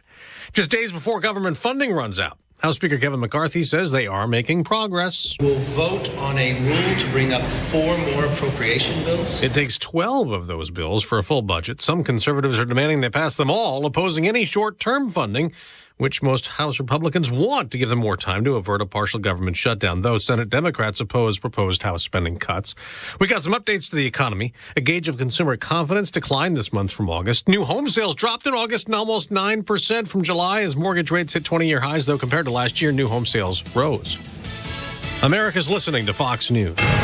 93 WIBC Mobile News. On the level, on the go.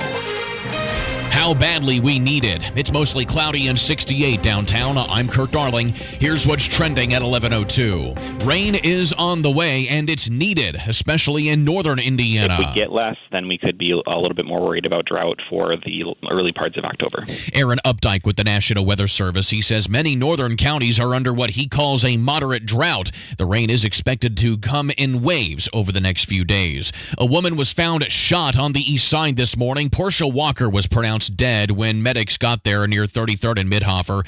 Police have a person of interest detained. Subaru is deciding whether or not to build a new electric vehicle factory, but Indiana is likely a target. If they end up building here, that means jobs for Hoosiers. Those jobs might also lead to being much more productive, and so that will translate usually to higher paying jobs. IU Kelley School business economist Andrew Butters on Wish TV. The state lawmakers may be discussing giving Subaru tax incentives to build the multi-billion-dollar plant here as well. Layoffs are happening at a northern Indiana auto parts maker, and it's because of the UAW strike. Dana says that it'll be sending 240 workers home this week. They supply auto parts for GM, Ford, and Stellantis.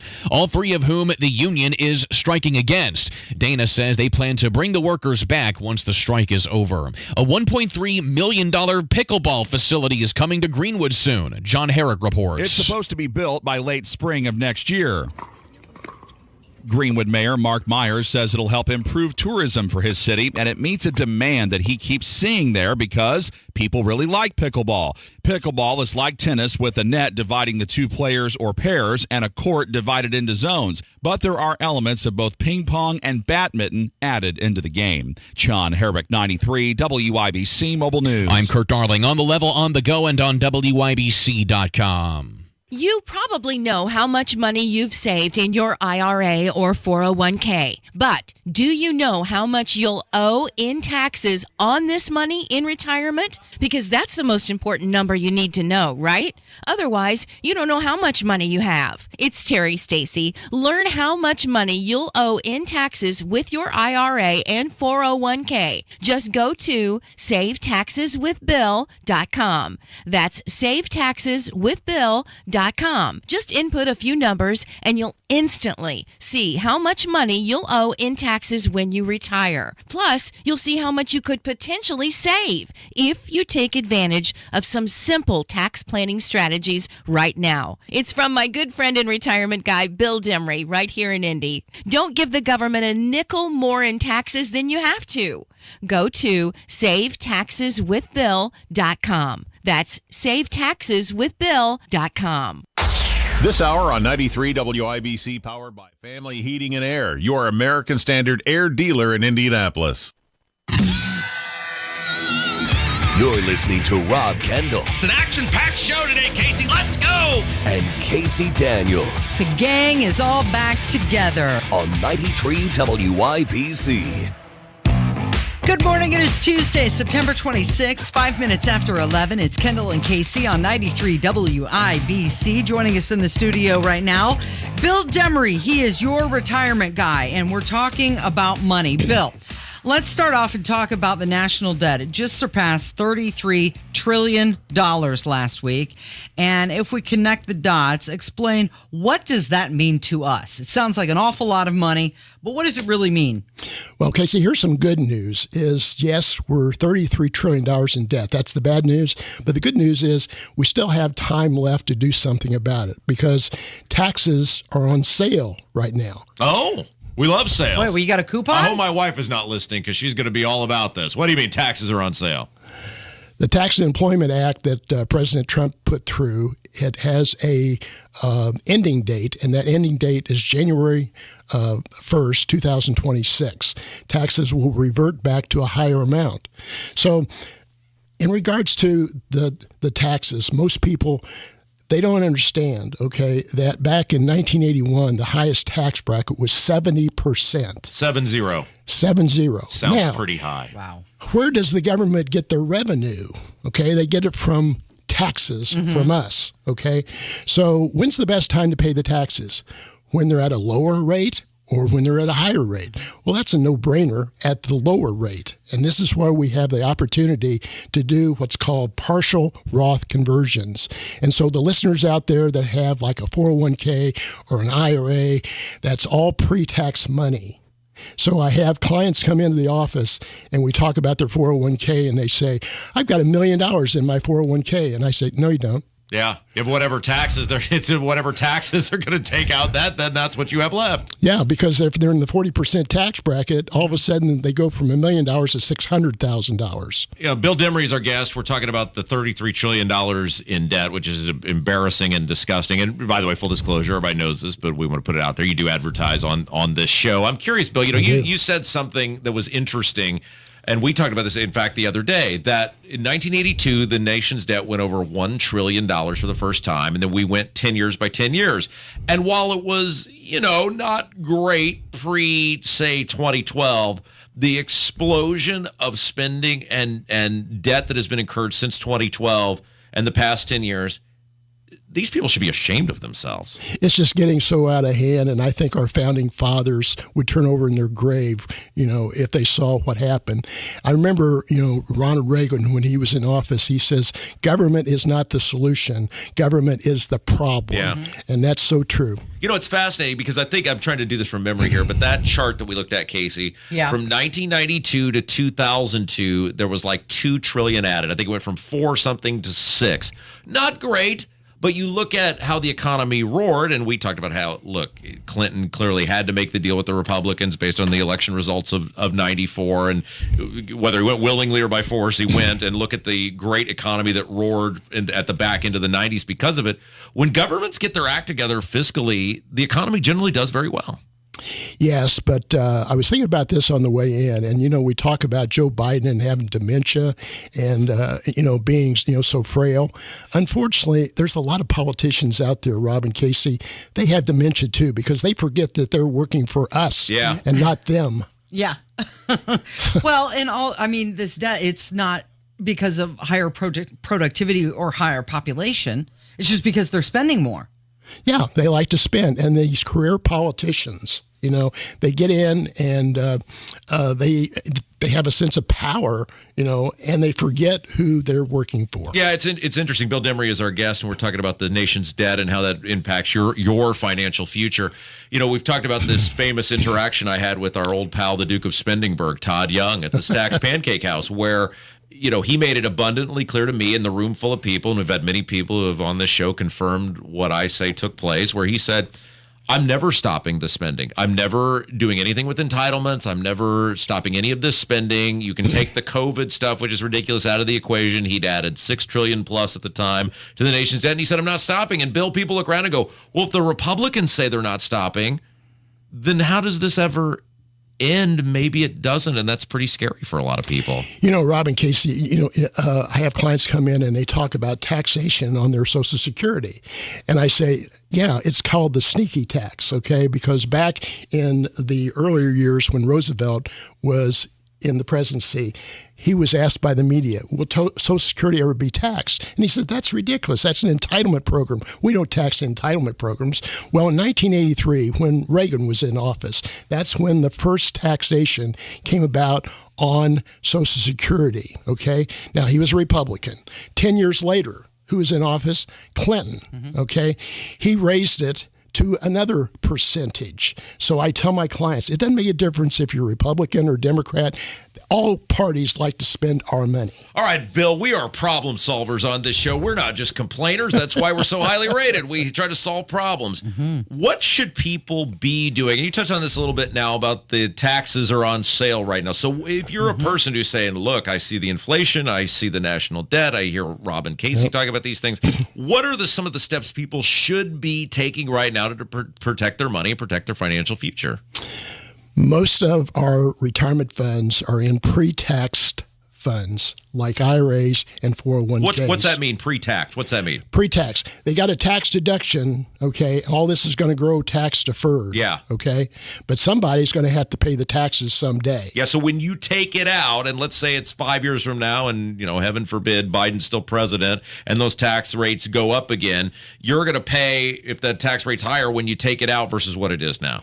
That is correct, because what the government did back in the 70s when they introduced these IRAs and 401ks, they said that we're going to give you a tax deduction. All this is going to grow on a tax-deferred basis. Then when you get into retirement, you'll be in a much lower tax bracket because you're not working. Well, that made sense. However, in reality, what has happened is we lost our biggest tax deduction, which is our mortgage interest, and our kids have moved out of the house, so there's no dependents. So in reality, we're in just as high a tax bracket in retirement as we were during our working years. So what did the good old government do? They gave us the tax break on the seed. Now they're taking the taxes on the crop. Now, what can we do about it? Well, we have a window of opportunity here, okay, where we know what the taxes are. Through 2026, right? Right, through 2026. Now, there's been also experts say that really the can is going to be kicked down the road, and 2030 is when it's going to hit the fan. So we might have a little bit of extension beyond that 2026 tax date. But the whole thing is when's the best time to pay the taxes? Well, obviously when they're lower. So what I'm advocating is taking those pre-tax dollars, the IRAs, the 401ks, and working with my clients in doing partial Roth conversions, not converting the whole thing because that'd be counterproductive. That would mean a higher tax bracket. We want to look at their current tax bracket and see if there's any wiggle room that we can convert a portion of that IRA or 401k and still not get heartburn, but get most of the heavy lifting done prior to the taxes going back up. It's interesting. Like I'm sitting here listening to you talk about this, and I'm super interested, and we've had many off-air conversations about these things, and I'm like trying to process what you're saying, and I know what you're saying, but I'm sitting here going, I hate my government that they make things so complex that I've got to have. I mean, I'm glad you exist, right? But you've got to have a guy like you because the tax code is ununderstandable to an average person. But you, Rob and Casey, you've done something about it. You've taken the first step by having a Roth IRA, which is tax-free. No, you didn't get a tax deduction, but so what? When you start pulling the money out at retirement, you don't have to worry about the taxes because it's already been paid. Yeah. Is there a math formula that people should be using as far as matching in their 401k right now or their Roth? Yeah, and I get this question all the time, Casey. How much they should be putting in? Yeah, they might tell me, well, I have a 6% match, and I'm putting in an additional 10, 12%. And I say, don't do that. And they go, well, why not? Because you're creating a tax time bomb. Take advantage of the match because that's free money, but don't put a dime more than the match because that's what you're doing, is you're creating a tax time bomb.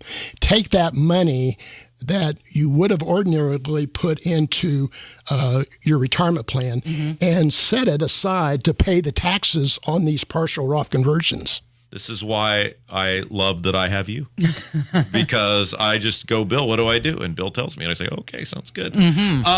And it is interesting, and we were laughing about this. I said, Bill, I should have been doing this years ago. I've been just like saving my money and paying my bills and having a, secure in the moment plan. And you said, Rob, you would be amazed at how many people start way after you have started. So it's never too early, like, to start doing these things, right? I always say, Rob, that where you is where you is. Okay. And so let's go with the plan going forward. We can't do anything that's happened years ago. We have to look ahead. If people want to learn more about you, in addition to these fabulous ads that we run on this radio station, what is the best way for them to do that, Bill? My telephone number is 317-805-4716. And, of course, they can look at the Internet. The website is yourretirementguy.com. That's Y-O-U-R, retirementguy.com. The great Bill Demery, making the complex understandable, and that is a gift. Well, that's why you're the best. Thank you, my friend. Thank you, Rob. Thank you, Casey. Yeah, you're listening to Kendall and Casey on 93 WIBC. Another news update is minutes away. ABC News Washington Post poll gives former President Trump a 10-point lead over President Biden. Get the facts. A man was shot at a gas station. 2 other people were shot downtown, and 2 other men died in separate shootings. Not just the talking points. The Writers Guild has worked out a tentative deal with studios. This administration, we are not at the bargaining table. We'll happen to be there. President Biden will go to Michigan tomorrow to walk the picket line. On the level. On the go. 93 WIBC Mobile News. A lot of schools talk about training the cybersecurity workforce of the future, but do they really deliver? My Computer Career has been supplying the IT workforce with thousands of skilled certified pros for 15 years. Train with the experts in support, networking, or cybersecurity and start your career in months, not years. Upskill even faster. On campus or live online, qualified students may get financial aid, including the GI Bill. My Computer Career. Accredited, acclaimed, effective. Take the free career evaluation at mycomputercareer.edu. Reggie was a nurse for 16 years. I had become very burnt out. I wasn't making good money. Then it happened. There was an ad for My Computer Career, and it just spoke to me. My Computer Career was the best decision he ever made. I could study anywhere from my laptop, and I was working in the first couple of weeks of me being in class. Reggie hit a home run. The field is teeming with jobs. Become an IT pro in just months with zero experience at mycomputercareer.edu. The school is amazing. It's not rocket science. It's mycomputercareer.edu. This is one student's experience. Individual results vary. Is your Generac home standby generator overdue for annual maintenance or an oil change? Schedule an inspection with a certified tech at Generator Supercenter to ensure your Generac generator is ready when you need it most. GeneratorSupercenter.com. Go where the pros go. Drexel Interiors for Timberlake kitchen and bath cabinets. Visit Drexel's new design center on 146th Street at River Road or on North Shadeland. DrexelIN.com. You see them coming in your rearview mirror. Big trucks can cause big wrecks on our Indiana roads. I'm attorney Daryl Isaacs, the Hammer. We're here to stop these big trucks and their big insurance companies. If you've been injured by a dump truck, delivery truck, concrete truck, or any kind of big truck, we'll fight to get you every dollar you deserve. Click and get help quick at WeWin.com. That's WeWin.com. Rake in big savings at Koenig Equipment this fall. Buy a new John Deere compact tractor and get $1,000 off any in-stock Frontier attachment. Save on blades to level your driveway, rotary cutters to maintain fields, pallet forks to move materials, and much more. Turn to Koenig Equipment, your local John Deere authorities, for the tractor, attachments, parts, and service you need for any season. Stop by or visit KoenigEquipment.com today. Offer ends 10/31/23. Some restrictions apply. See dealer for details. You're listening to Rob Kendall. That guy's brain is a bag full of cats. You could smell crazy on him. And Casey Daniels. If she were a president, she'd be Abraham Lincoln. On 93 WIBC. 19 after 11, it's Kendall and Casey on 93 WIBC. All right, I'm just putting this out there. Yeah. Getting it on the record now because I told you yesterday, but I feel like you totally brushed me off on this. Okay. So I'm just... Did I blow you off on something? Well, I don't think you took it as serious as it needs to be taken. Okay. So I'm just putting this on these airwaves for all of our listeners to hear, and Kev is a witness, and hopefully now it will, register with you. Friday is the first day of the Ryder Cup. And it starts, it is in Rome, so it starts at 1:30 in the morning, so I will be up, and I'm just telling you, don't count on anything from me on Friday. You need to do the template. I'm going to bed at like 6:30 in the evening so I can get up and watch the Ryder Cup, and you know how I get during the golf stuff, so I'm just throwing it out there. I don't want you to be caught by surprise or be angry. If that's not going to work for you, I can just take the day off, and you can have... I was going to say, why don't you take the day off? Yeah, I'm not going to be here. Oh, that's right! Yeah, I've got the day off on Friday. What the hell's your excuse? I am hanging out with some friends. One of my friends is in town for a week. He lives out in California. Oh. And then I'm going to a party Friday night. Well, here's the deal. I feel like 25% of me is better than 100% of someone else. You think so? We could bring somebody else in and you could just sleep in, take the day off. And so here's another thing. For those of you who don't know, Ryder Cup is like the Olympics of golf, even though they technically have golf in the Olympics. Nobody really takes it all that serious. Ryder Cup is the Olympics of golf. It's the USA against Europe. It happens every other year. This year, it is in Rome. They alternate. One year it's in Europe, next year it's in America. And this is arguably bigger than the major golf tournaments. It is the biggest thing you could make a compelling case. It's the biggest thing that happens in golf. Are you going to be making another outlandish bet with Harry Legg or somebody like that? You mean Harry Higgs? Whatever. I think he lost his tour card. I don't think he's not in it? I don't think he's a thing. No, he definitely... Harry, the best players play in the Ryder Cup. Harry definitely did not make. So it's the 12 best American players against the 12 best European players. Yes, I'm going to, I think, heavily bet on the Europeans this time. And look, I'm not above cheering against my own country for money, Casey. You know how I am. Yeah. But here is the one thing that I maybe a saving grace for you, and I've got to time this up. Yeah. Because there is a 6-hour time difference, which is why it starts so early. There are 2 sets of matches on Friday. And I believe our show may largely be in the window in which the players are resetting. So it may be a bit of a saving grace for you for an hour. Could be a little sandwich. For an hour, you might get actual effort. But let's face it, it's not inaccurate for me to say 25% of me is better than 100% of any person they're going to have fill in. So when you say that Friday, you're not going to be very good to anybody, you really mean starting Thursday at noon.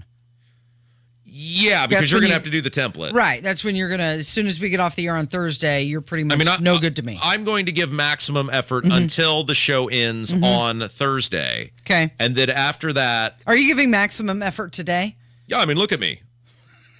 I mean, I'm giving the same maximum effort I usually give. Because I did the template last night. Well, okay, time out. And it's almost like you're sitting there trying to take credit for it. This is actually quite unfair because I had logged. So for those of you who don't know the template, what are you talking about? Casey and I have a little thing that we share together, and it has all the stories on them and the links to the stories and little descriptions. And then the things that we want to talk about. Yeah, the things that need audio are highlighted in red for Kevin. Kevin can see it. I logged in yesterday to do the template. Right. And you were like that gif of Kermit the Frog typing at the typewriter. And I couldn't keep up. And finally, I just looked at my wife and said, this is driving me insane. And I just closed the thing and sent you a text and said, you put whatever you want on. I've got what I need on there. So because I was being productive, I got punished? It was too much. It was too much. I was trying to form coherent thoughts. And then I can see when you're on there because the little thing pops up in purple or whatever it is, and it says it's a shared document. Casey Daniels is typing, and that drives me insane. It's like, why am I doing stories if you're doing stories? So finally, I just said, you can have it. You just gave up. up. So if the show is not up to standard today, it's because Casey did the template. Oh, great! I love So I just wanted to make sure it's out there. Okay. All of our listeners are hearing it. Friday, you expect absolutely nothing from me. I will go along with whatever stories you want to do, and I will in between shots. Great! I'm going to load it up with a bunch of Taylor Swift stuff. Oh my gosh, it'll just be be fabulous. It'll be the best show we've ever done. What the hell else is going on in the world, Casey? All right, well, let's talk about this. Democrat congressman from Minnesota said he's open to challenging President Biden for his party's presidential nominee. Old Dean? Dean Phillips. Oh, yeah. Yeah, he said that he thinks that there's more options. People want more options, and he is not opposed to doing it. But why he's concerned that there's no alternate right now. So he is a U.S. rep. It's not, he's not even a governor. He's an obscure U.S. rep from Minnesota. And it's like, dude, people want options, but the options they want are not Dean Phillips. I don't think he necessarily is saying I'm the guy. No, he is saying he's the guy. Yeah, he's talked about wanting to run. He said that he's considering it, but he's also said that he would like to see a Midwest moderate governor. People always... Which to me says Michigan, Gretchen Whitmer, although not so moderate. But people always say they want something different. I had this conversation years and years and years ago when I worked in rock radio. And somebody who has been in this business for a very, very, very long time told me this, and it has been true. He said it's not just true in music, it's true in life. People always say they want variety, and then they get variety and they don't like the variety they get. And there's a reason, and this was the example the person used, and it's so true. If you were to go to your local Dairy Queen, and ask them, what is the most served flavor of ice cream that you guys dish out? They're going to tell you vanilla. Sure.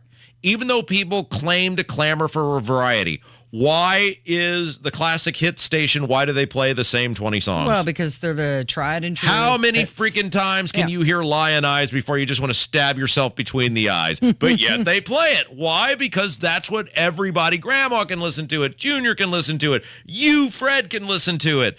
It's the same thing in politics. People claim to want variety, but they clearly don't because they keep voting for the same thing. Okay, so he said, I would like to see a moderate governor, hopefully from the heartland, from one of the 4 states that Democrats will need. And then he said, I'm actively inviting, encouraging, imploring that people who are ready and know it's probably time to do so take the chance. I love how he's just making a dream wish list, which simply does not exist. It'd be like if I said, Kev, what does your ideal woman look like for you? And he's like, well, she's fit and she's short and she has the huge cangular area and she makes 6 figures and she really is into guys who just play in bands and serve as radio station producers. Of course, that's what you want, but it doesn't exist. Okay, so his name is Dean Phillips, so I thought this might be a good opportunity for us to do the Mount Rushmore of Deans. I've got a couple to throw on the list. Yes. You ready? Yes. Dean Martin, James Dean, Jimmy Dean, and then Dean Wormer. And it's important to point out that James Dean and Jimmy Dean are not the same guy. Right. And Dean Wormer, yes, kudos on that one. The breakfast sausage made it to the list. Very strong you're coming in with Dean Wormer on as your number 4. It's really tough to argue in terms of Dean. Who are some other famous? Dean Cain, wasn't he Superman? Dean Cain was on the list, but he didn't make it. Dean Cain is not a better Dean than Jimmy Dean Sausage. Wasn't in old school Dean Cheese? Wasn't Cheese was the Dean? I mean, other Dean Wormer, you know he belongs there. But isn't Ned Beatty the Dean in Back to School? Totally subservient to Rodney Dangerfield because of all the money he gives him.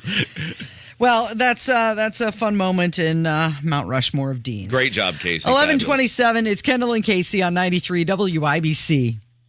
Do you have an invention idea but don't know what to do next? Call InventHelp today. We have representatives nationwide who will explain the InventHelp process step by step. Over 10,000 patents have been secured through InventHelp's patent referral services. The InventHelp data bank includes thousands of companies who have agreed to review new ideas. We've been helping inventors since 1984. Let's help you next. Get started today. Call 1-800-217-4380. That's 1-800-217-4380. Again, 1-800-217-4380. Any heating and air conditioning problem you've got, we can take care of you. 317-577-8077. Family Heating and Air is your trusted local independent American Standard heating and air conditioning dealer. Discover how to save more of your hard-earned money. Listen to WIBC this Saturday from 5 to 6 a.m. for secure retirement tips from Crown Haven Wealth Advisors. This Saturday, 5 to 6 a.m. on WIBC.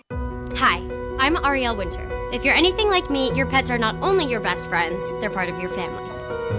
American Humane, which has been rescuing animals like Cleo here for more than 100 years, has life-saving tips that can make a big difference before, during, and after disasters such as hurricanes, tornadoes, floods, or wildfires. So when disaster strikes, you want to be prepared to protect them. Be sure to microchip or tag your pets. Never leave them behind in a major crisis, and be sure to have an emergency kit ready in your home at all times with a pet crate or carrier, leash, blanket, ID, and medications, their water bowl, and 7 to 10 days worth of food. To find out how to protect your entire family during a disaster and help our best friends in their worst times, please visit AmericanHumane.org.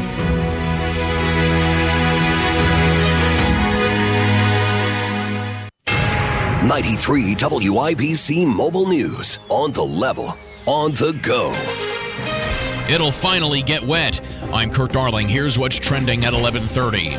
Rain is on the way, so says the National Weather Service. I'm Ryan Hedrick, and that will help with our current drought, says forecaster Aaron Updike. We do have multiple waves of it, so depending on how much rain does fall, if we get somewhere around an inch over the next 3 days, that could really help our drought that we've been seeing over the last few weeks. Updike says about a third of the state is in a moderate drought. Ryan Hedrick, 93 WIBC Mobile News. The last 3 government shutdowns combined cost taxpayers nearly $4 billion, including over $300 million in administrative fees for extra work, lost revenue, and late fees on interest payments. This is according to a 2019 report. Lawmakers now have until the end of the month to avoid another shutdown. I'm Kurt Darling, on the level, on the go, and on WIBC.com.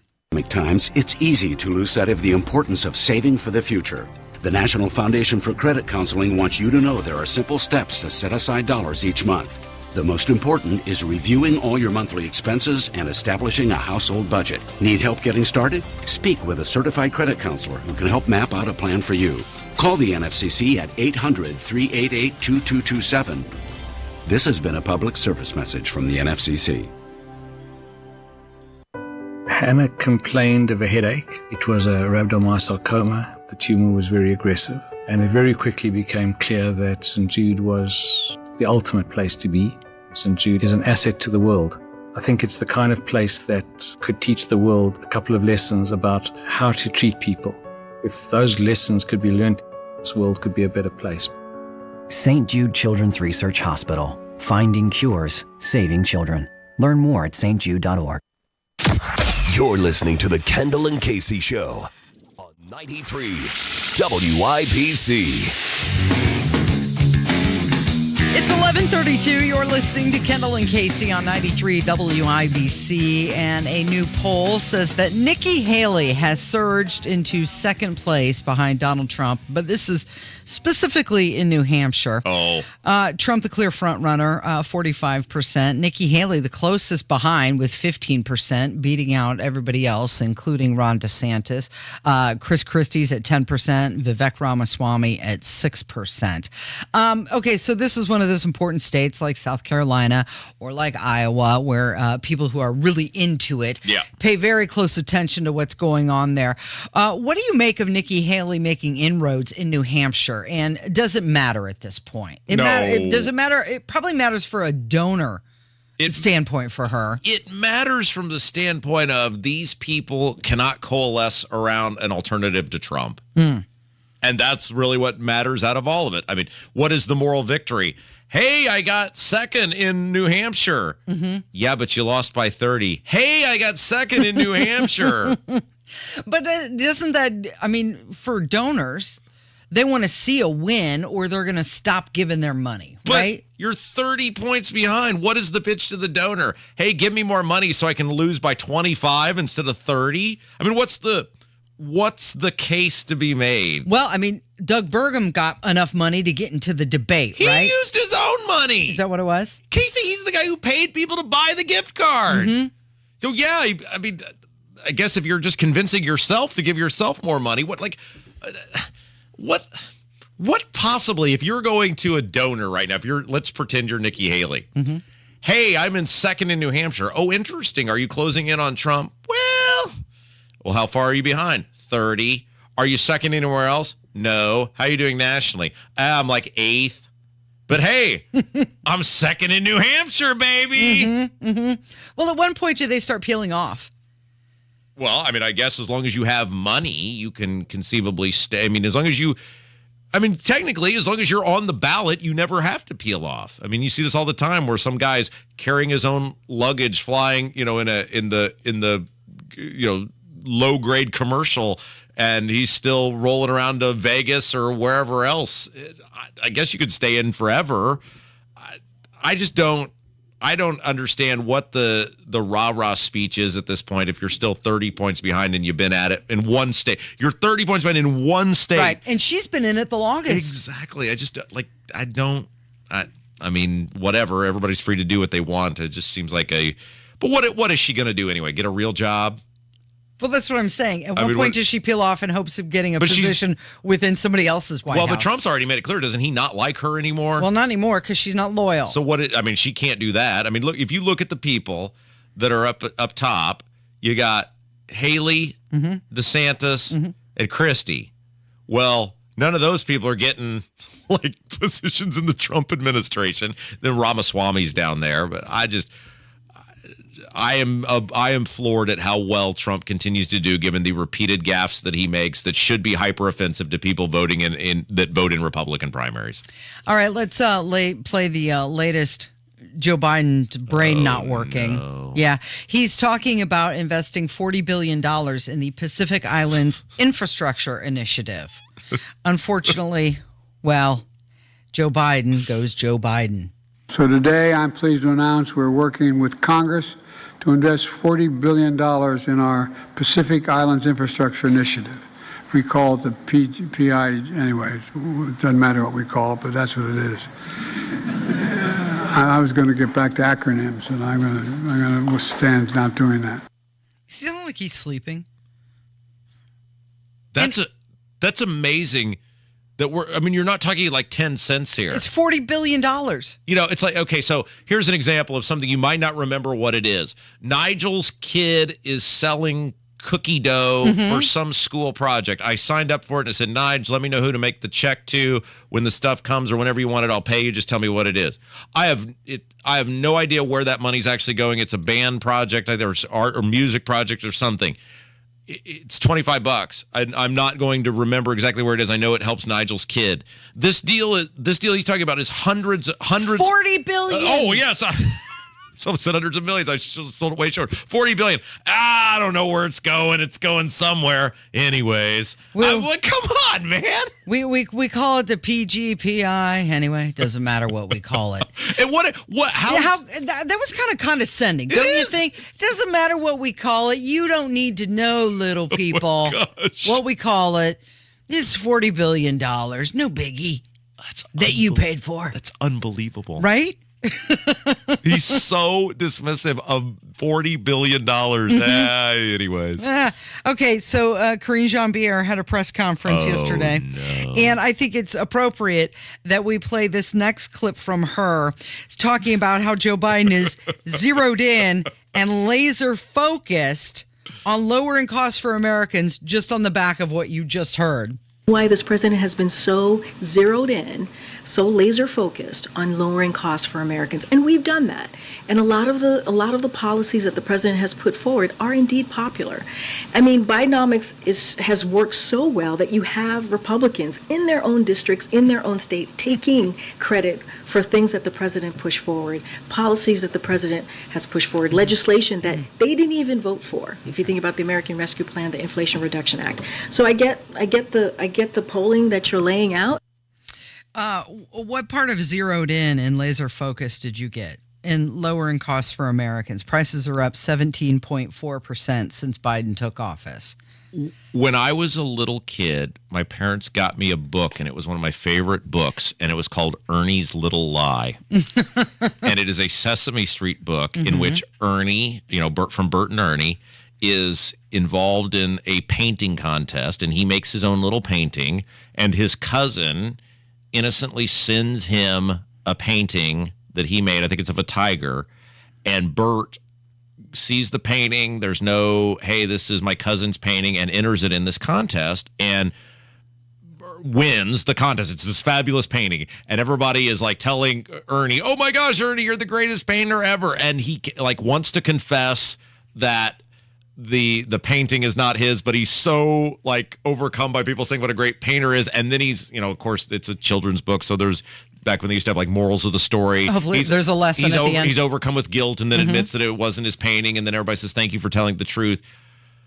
Instead of Ernie's little lie, it should be Corinne Jean-Pierre's big lie. Yeah. Because that's seemingly all she does all day. Well, and she just goes on to say, it's like the Pete Buttigieg thing that we played yesterday. Everything's fine. Everything's great. It's wonderful. Bidenomics is working for everybody. You just don't know it yet. It's the photo of the dog where everything is burning around him and he's sitting there with a hat on going, this is fine. This is great. This is all great. Okay, and then during the press conference, she was asked about the president's below water ratings, and again, it's all good. 37% of registered voters, just 37%, approve of the president's handling of the economy. He's at a 56% disapproval, the highest of his presidency, and 74% of registered voters say they have major or moderate concerns about the president's age and mental fitness. How troubling is that? Here's what we're going to focus on. We're going to focus on exactly what you just asked me, right? The first question, which is how do we continue to support the workers, right? We're not going to get into the litigation of the negotiations here, but what we're going to do is continue to show how much this president is working for American families. We're going to get into it, how much he's working for American families. Again, prices up 17.4% since he took office. How much in an average day, how much actual work you think Biden does? Well, he doesn't get up before 10. He doesn't have meetings before 10, and then there's nap time in there. And he doesn't do anything at night, Right. or very rarely does anything at night. Yeah. So I'm serious. Like, how much in a job that should be basically a 20-hour-a-day job? You think he's what, 4 to 6 hours? Maybe. Yeah. Maybe. Sitting in a chair being handled. Like, I do like 3 hours of actual work here, but the difference is I'm not president of the United States. And I got into this business. That's part of the deal. We don't pay you anything. You don't do any real work. Like, that's the trade-off we have in radio. He's the president, and I would be shocked if he does 4 hours of actual work in a day.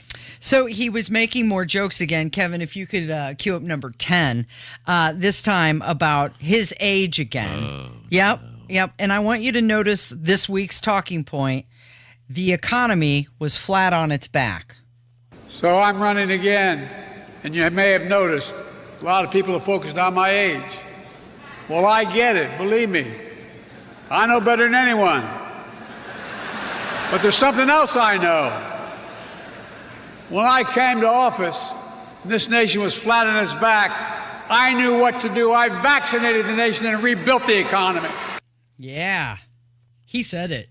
My favorite part of when we play Biden now is we cannot play a Biden clip without Kevin trying to not laugh. And my favorite part is to watch Kevin, because he is, Kev, just say it. He's a delusional old fool, and it's the anticipation of what stupid thing he's going to say is hilarious. Yeah, I just can't not think of that Dwight Schrute clip that we played, the Mussolini speech. Where he's pounding. Yeah. Pounding on the podium.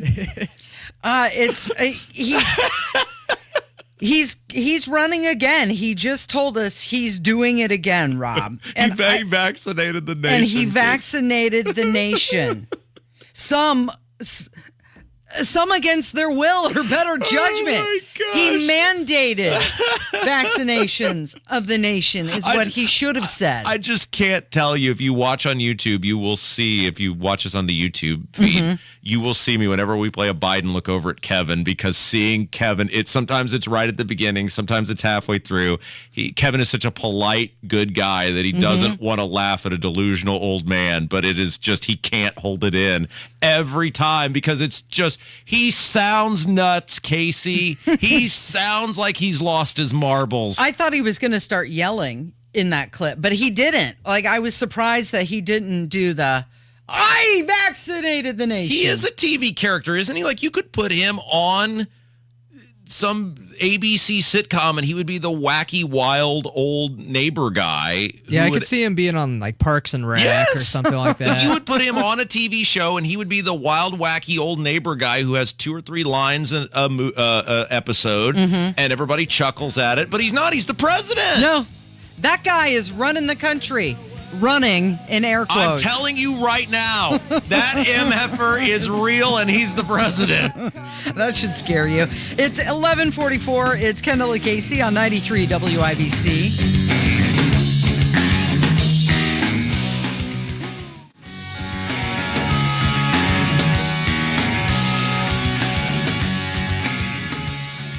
Coming up on Tony Katz today, Joe Biden is heading for the picket line because Donald Trump is heading for the picket line. I'll explain after the news at noon on 93 WIBC. You know, one of the things people worry about when selling their home is, maybe they're worried that they're settling for less money with a lowball instant offer. I got to tell you, it's not the case with Mark Dietl. Take Ken and Teresa from Indianapolis. Here's what they had to say. A job transfer had us scrambling to sell our home. We were worried we were selling at the wrong time in a bad market. That wasn't the case for us with Mark Dietl. We got a full price offer in only 1 week with no inspection required. Mark Dietl is the only real estate expert that we trust and recommend with the sale of our homes. Mark Dietl guarantees your home sold at a mutually agreed upon price and deadline, or he will buy it. Call Mark Dietl today, 317-755-4232, or go to markdietl.com. Mark D-I-E-T-E-L, markdietl.com. Tell him Hammer and Nigel sent you. Do you get sinus infections, congestion, sinus pressure and pain, above your eyes, below your eyes, sinus headaches? You've gone to the doctor, you've visited urgent care over and over again, and it's always the same thing. Oh, I know. Let's try antibiotics and nasal sprays. But the sinus infections keep coming back. The good news? Relief is possible. How? A minimally invasive procedure done in the office of Indianapolis Sinus Center called balloon sinuplasty. Imagine the relief of not having to deal with your sinus infections anymore. Set an appointment today with Indianapolis Sinus Center and find out if balloon sinuplasty is the solution for you. Call 317-528-9650. 317-528-9650. That's 317-528-9650. Do you struggle with occasional nerve aches in your hands or feet? Try Nervive Nerve Relief from the world's #1 nerve care company. Nervive tablets contain alpha-lipoic acid to relieve nerve aches, weakness, and discomfort, plus B-complex vitamins to support healthy nerve function as you age. Live life with less nerve discomfort with Nervive Nerve Relief. Learn more at nervivehealth.com. And try Nervive Pain Relieving Cream to block nerve pain signals at the source. Use as directed. Get 3 rooms of carpet clean starting at $139 and a free hallway too, and $50 off air duct cleaning with Zero Res. Schedule online at zeroresindy.com. The latest local news, commentary from Tony Katz, Kendall and Casey, 5.6%. Hammer and Nigel, Biden podcasts. Listen to the station live whenever, wherever, online at WIBC.com. When all my expectations long abandoned, my solitary nature notwithstanding. All right, Rob, there's a new TV show that is blowing up, and I have to get your opinion on this, on whether it's appropriate or not, because that's what we're discussing these days. It's a new dating show, and it's been added to Max, which is kind of like a Netflix or a Hulu. It's a subscription-based format. It's called Max? Yeah, it used to be like HBO Plus and Discovery Plus, and then they've combined into HBO Max, and now it's just Max. Hey, right? speaking of Max, is Cinemax still a thing? Well, that's what I thought this was until I did a little research. I don't know. I don't subscribe to Cinemax anymore. Because look, I am a much different person today than I was earlier in my life, but as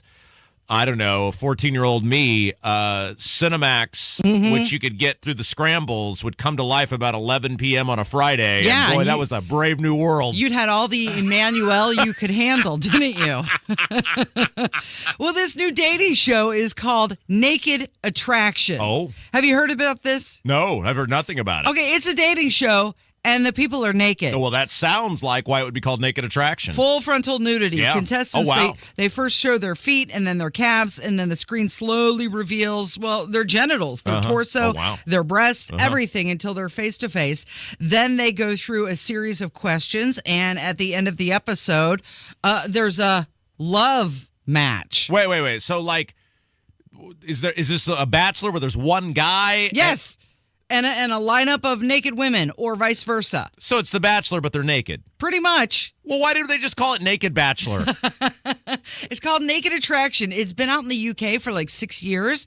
And I think, the people at HBO are showing their full cards here, what they stand for. Yeah, okay. I say this as someone who many times in my life made a choice of a partner based on physical appearance. Mm-hmm. That doesn't always end well. Right. Because your physical appearance will fade. Primarily naked appearance was the one I made the choice on. That doesn't always end well, so I don't know. I would think if I was going to find love, this might not be the best way to go about doing it. Well, I think it just shows you what HBO is now lifting their veil, revealing that they're a pornography channel with this. And you know who absolutely loves this? Oh. The ladies on The View. Oh, wow. Binge watching entire seasons all in one sitting. Well, it's that thing of like, what can you do versus what should you do? And I am, you know me, I'm Mr. Libertarian man, though a Republican in good standing, Casey, as Of you course. know. We always have to point that out. Which means you can run for office. I totally could run for public office as a Republican.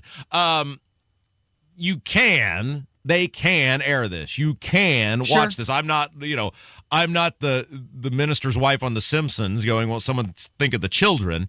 I think that, if adults want to watch this, they should be able to. However, is this really a productive use of your time as an adult? I don't know if that is indeed the best use of your time. Well, I'm sure it's some interesting watching. There is a viewer discretion is advised label at the beginning. Is nudity even a big deal anymore? I mean, for adults, like, if it's going to be adults watching, which it should be, obviously, if this is a subscription-based service, is nudity even a big deal anymore? Have we dumbed the society down? Because it used to be on television. Mm-hmm. There were certain channels on cable where you might get some really, really, really, really partial nudity. Like, we're very close to the actual nipple, but we don't quite get the nipple. Yeah. The camera's very strategically placed. And that used to be a huge deal.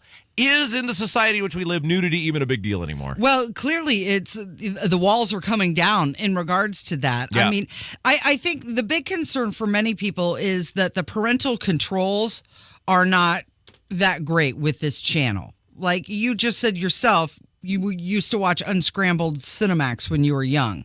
No, it was scrambled, but it was unscrambled enough that I could get a little peek ski. Right. I mean, all the parts were... If I had to stare at that thing for 5 minutes straight, Casey, I was going to see some parts. Well, if the parental controls aren't strong, how would you feel if your daughter was flipping through the channels and came across this? Well, Casey, we've had this conversation. This is why my kid is not going to have a cellular telephone, a personal computer that they can use without being in the middle of the living room for everyone to watch.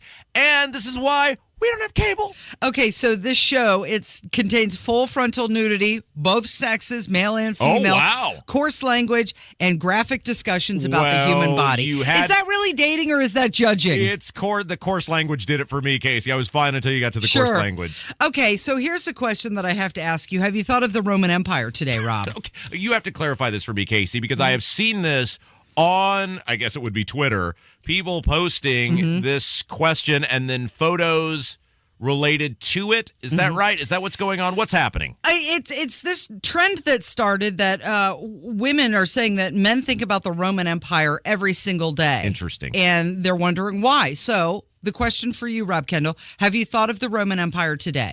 No, I haven't. And I don't really think that men are actually sitting around on a daily basis going, what about that Roman Empire? Well, a lot of people are saying that the fall of the Roman Empire is very similar to what the United States is going through today. Absolutely. So inflation kills the currency. just like it did with the Roman Empire.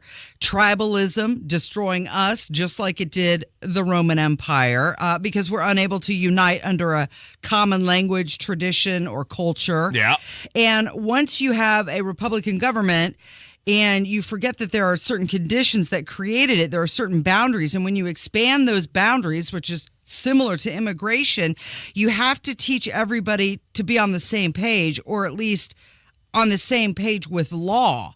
And if you don't do that, everyone's going to go in their own direction, which leads to more tribalism, which is very similar to what happened with the Roman Empire. All right, so you pulled some audio here. This is making the rounds on social media. It's got thousands of reposts and quotes and likes, and it is just some random dude whose wife asked him if he thought about the Roman Empire. Because that's what we're doing today. So this is what wives are doing. They're just walking up to their husbands and going, have you thought about the Roman Empire today? Yes, and this guy has a take. It's okay. I have a couple thoughts. Okay, very good. Now, you will hear what appears to be a TV in the background. So when you hear this, it is not our audio. This is the actual audio as it is posted on the internet. You will hear what appears to be a TV in the background, but just sit through it. It's worth the wait. Do you ever think about the Roman Empire? All the time. Why? What are you thinking about it? Well, because we're in those times right now. Everybody's preoccupied with sports, movies, work, you know. What was it you said about bread? Well, all right. The common people, Roman Empire said that everybody was equal. Everybody had a chance. But it wasn't. The rich got richer and the poor got poorer. And they worried constantly about people rioting. Because they knew that the common man, the common people, could take over at any time. So they would bring them into the Colosseums, and they would give them free grain, they would give them bread, they would give them wine, whatever they needed to fill their bellies and block their minds from what they were angry about. They would watch plays, they would watch fights with the gladiators, sometimes for months on end. And that's where we're at right now. And I think about it all the time because so many people are preoccupied with their favorite football team, their favorite actor, actress, singer, and they just don't even think about what's being taken away from them. As long as their bellies are full and they're happy with what's going on, they just let it continue. Wow. So I think what he's really saying is, you know, he who controls the present can reinvent the past to make a new future. Yeah. Right? And one of the big things from the fall of the Roman Empire, not only was it the inflation, but immigration, is a country needs to have humility because you can't use the standards of the present to make fun of the past. Do you understand what I'm saying? Like, if we go into the future, scientists could say, you know, people, you were so arrogant with your science 30, 40, 100 years ago that you allowed 1 million babies aborted. And that was tribalism. And you picked winners and losers. And that was very reactionary of you. We have no idea what the people of the future are going to say about us today. Just like we can't say, oh, the people in covered wagons were racist. Well, we weren't living back then. You didn't understand what it was like to live back then. If you wanted a family of 5 back in the day of covered wagons, women would potentially need to be pregnant 10 times because the, you know, children would not make it till full term, or there were child illnesses, or the man was out homesteading constantly and he didn't have a life of leisure like we have now, where we can sit around and judge and people can pick what gender they want to have. They weren't worried about that then. They were trying to live. So you can't look at what we're doing today and, you know, determine what it's going to look like in the future because we don't know. And that it's all tribalism with the fall of the Roman Empire and the currency, and people are looking at the Roman Empire, and we have to learn from that to stop the fall of the United States today. You know what else we have to do? We have to go. We do have to go. All right. Thank you, Rob. Thank you, Kevin. And thanks for listening today. It's Kendall and Casey on 93 WIBC. Jesse Kelly here. Do you feel protected? My personal protection plan is owning gold. The Oxford Gold Group helps you buy gold to have on hand or convert it into your 401k. If things get weird, I have gold on hand. I like that. You can buy coins or convert part of your 401k with the Oxford Gold Group. It's easy and safe. 833-995-GOLD. That's 833-995-GOLD. 833-995-GOLD. Do you need furnace or heat pump service and need to find a local well-trained expert you can trust like Kirby Heating and Air Conditioning? Find that American Standard Air dealer at IndyHomeComfort.com. Go where the pros go. Drexel Interiors for Timberlake Kitchen and Bath Cabinets. Visit Drexel's new design center on 146th Street at River Road or on North Shadeland. DrexelIN.com. It takes everyone in the community working together to create a brighter future. Give, advocate, volunteer, live united. Visit liveunited.org to learn how you can help. On the level, on the go. 93 WIBC Indianapolis. Coming up.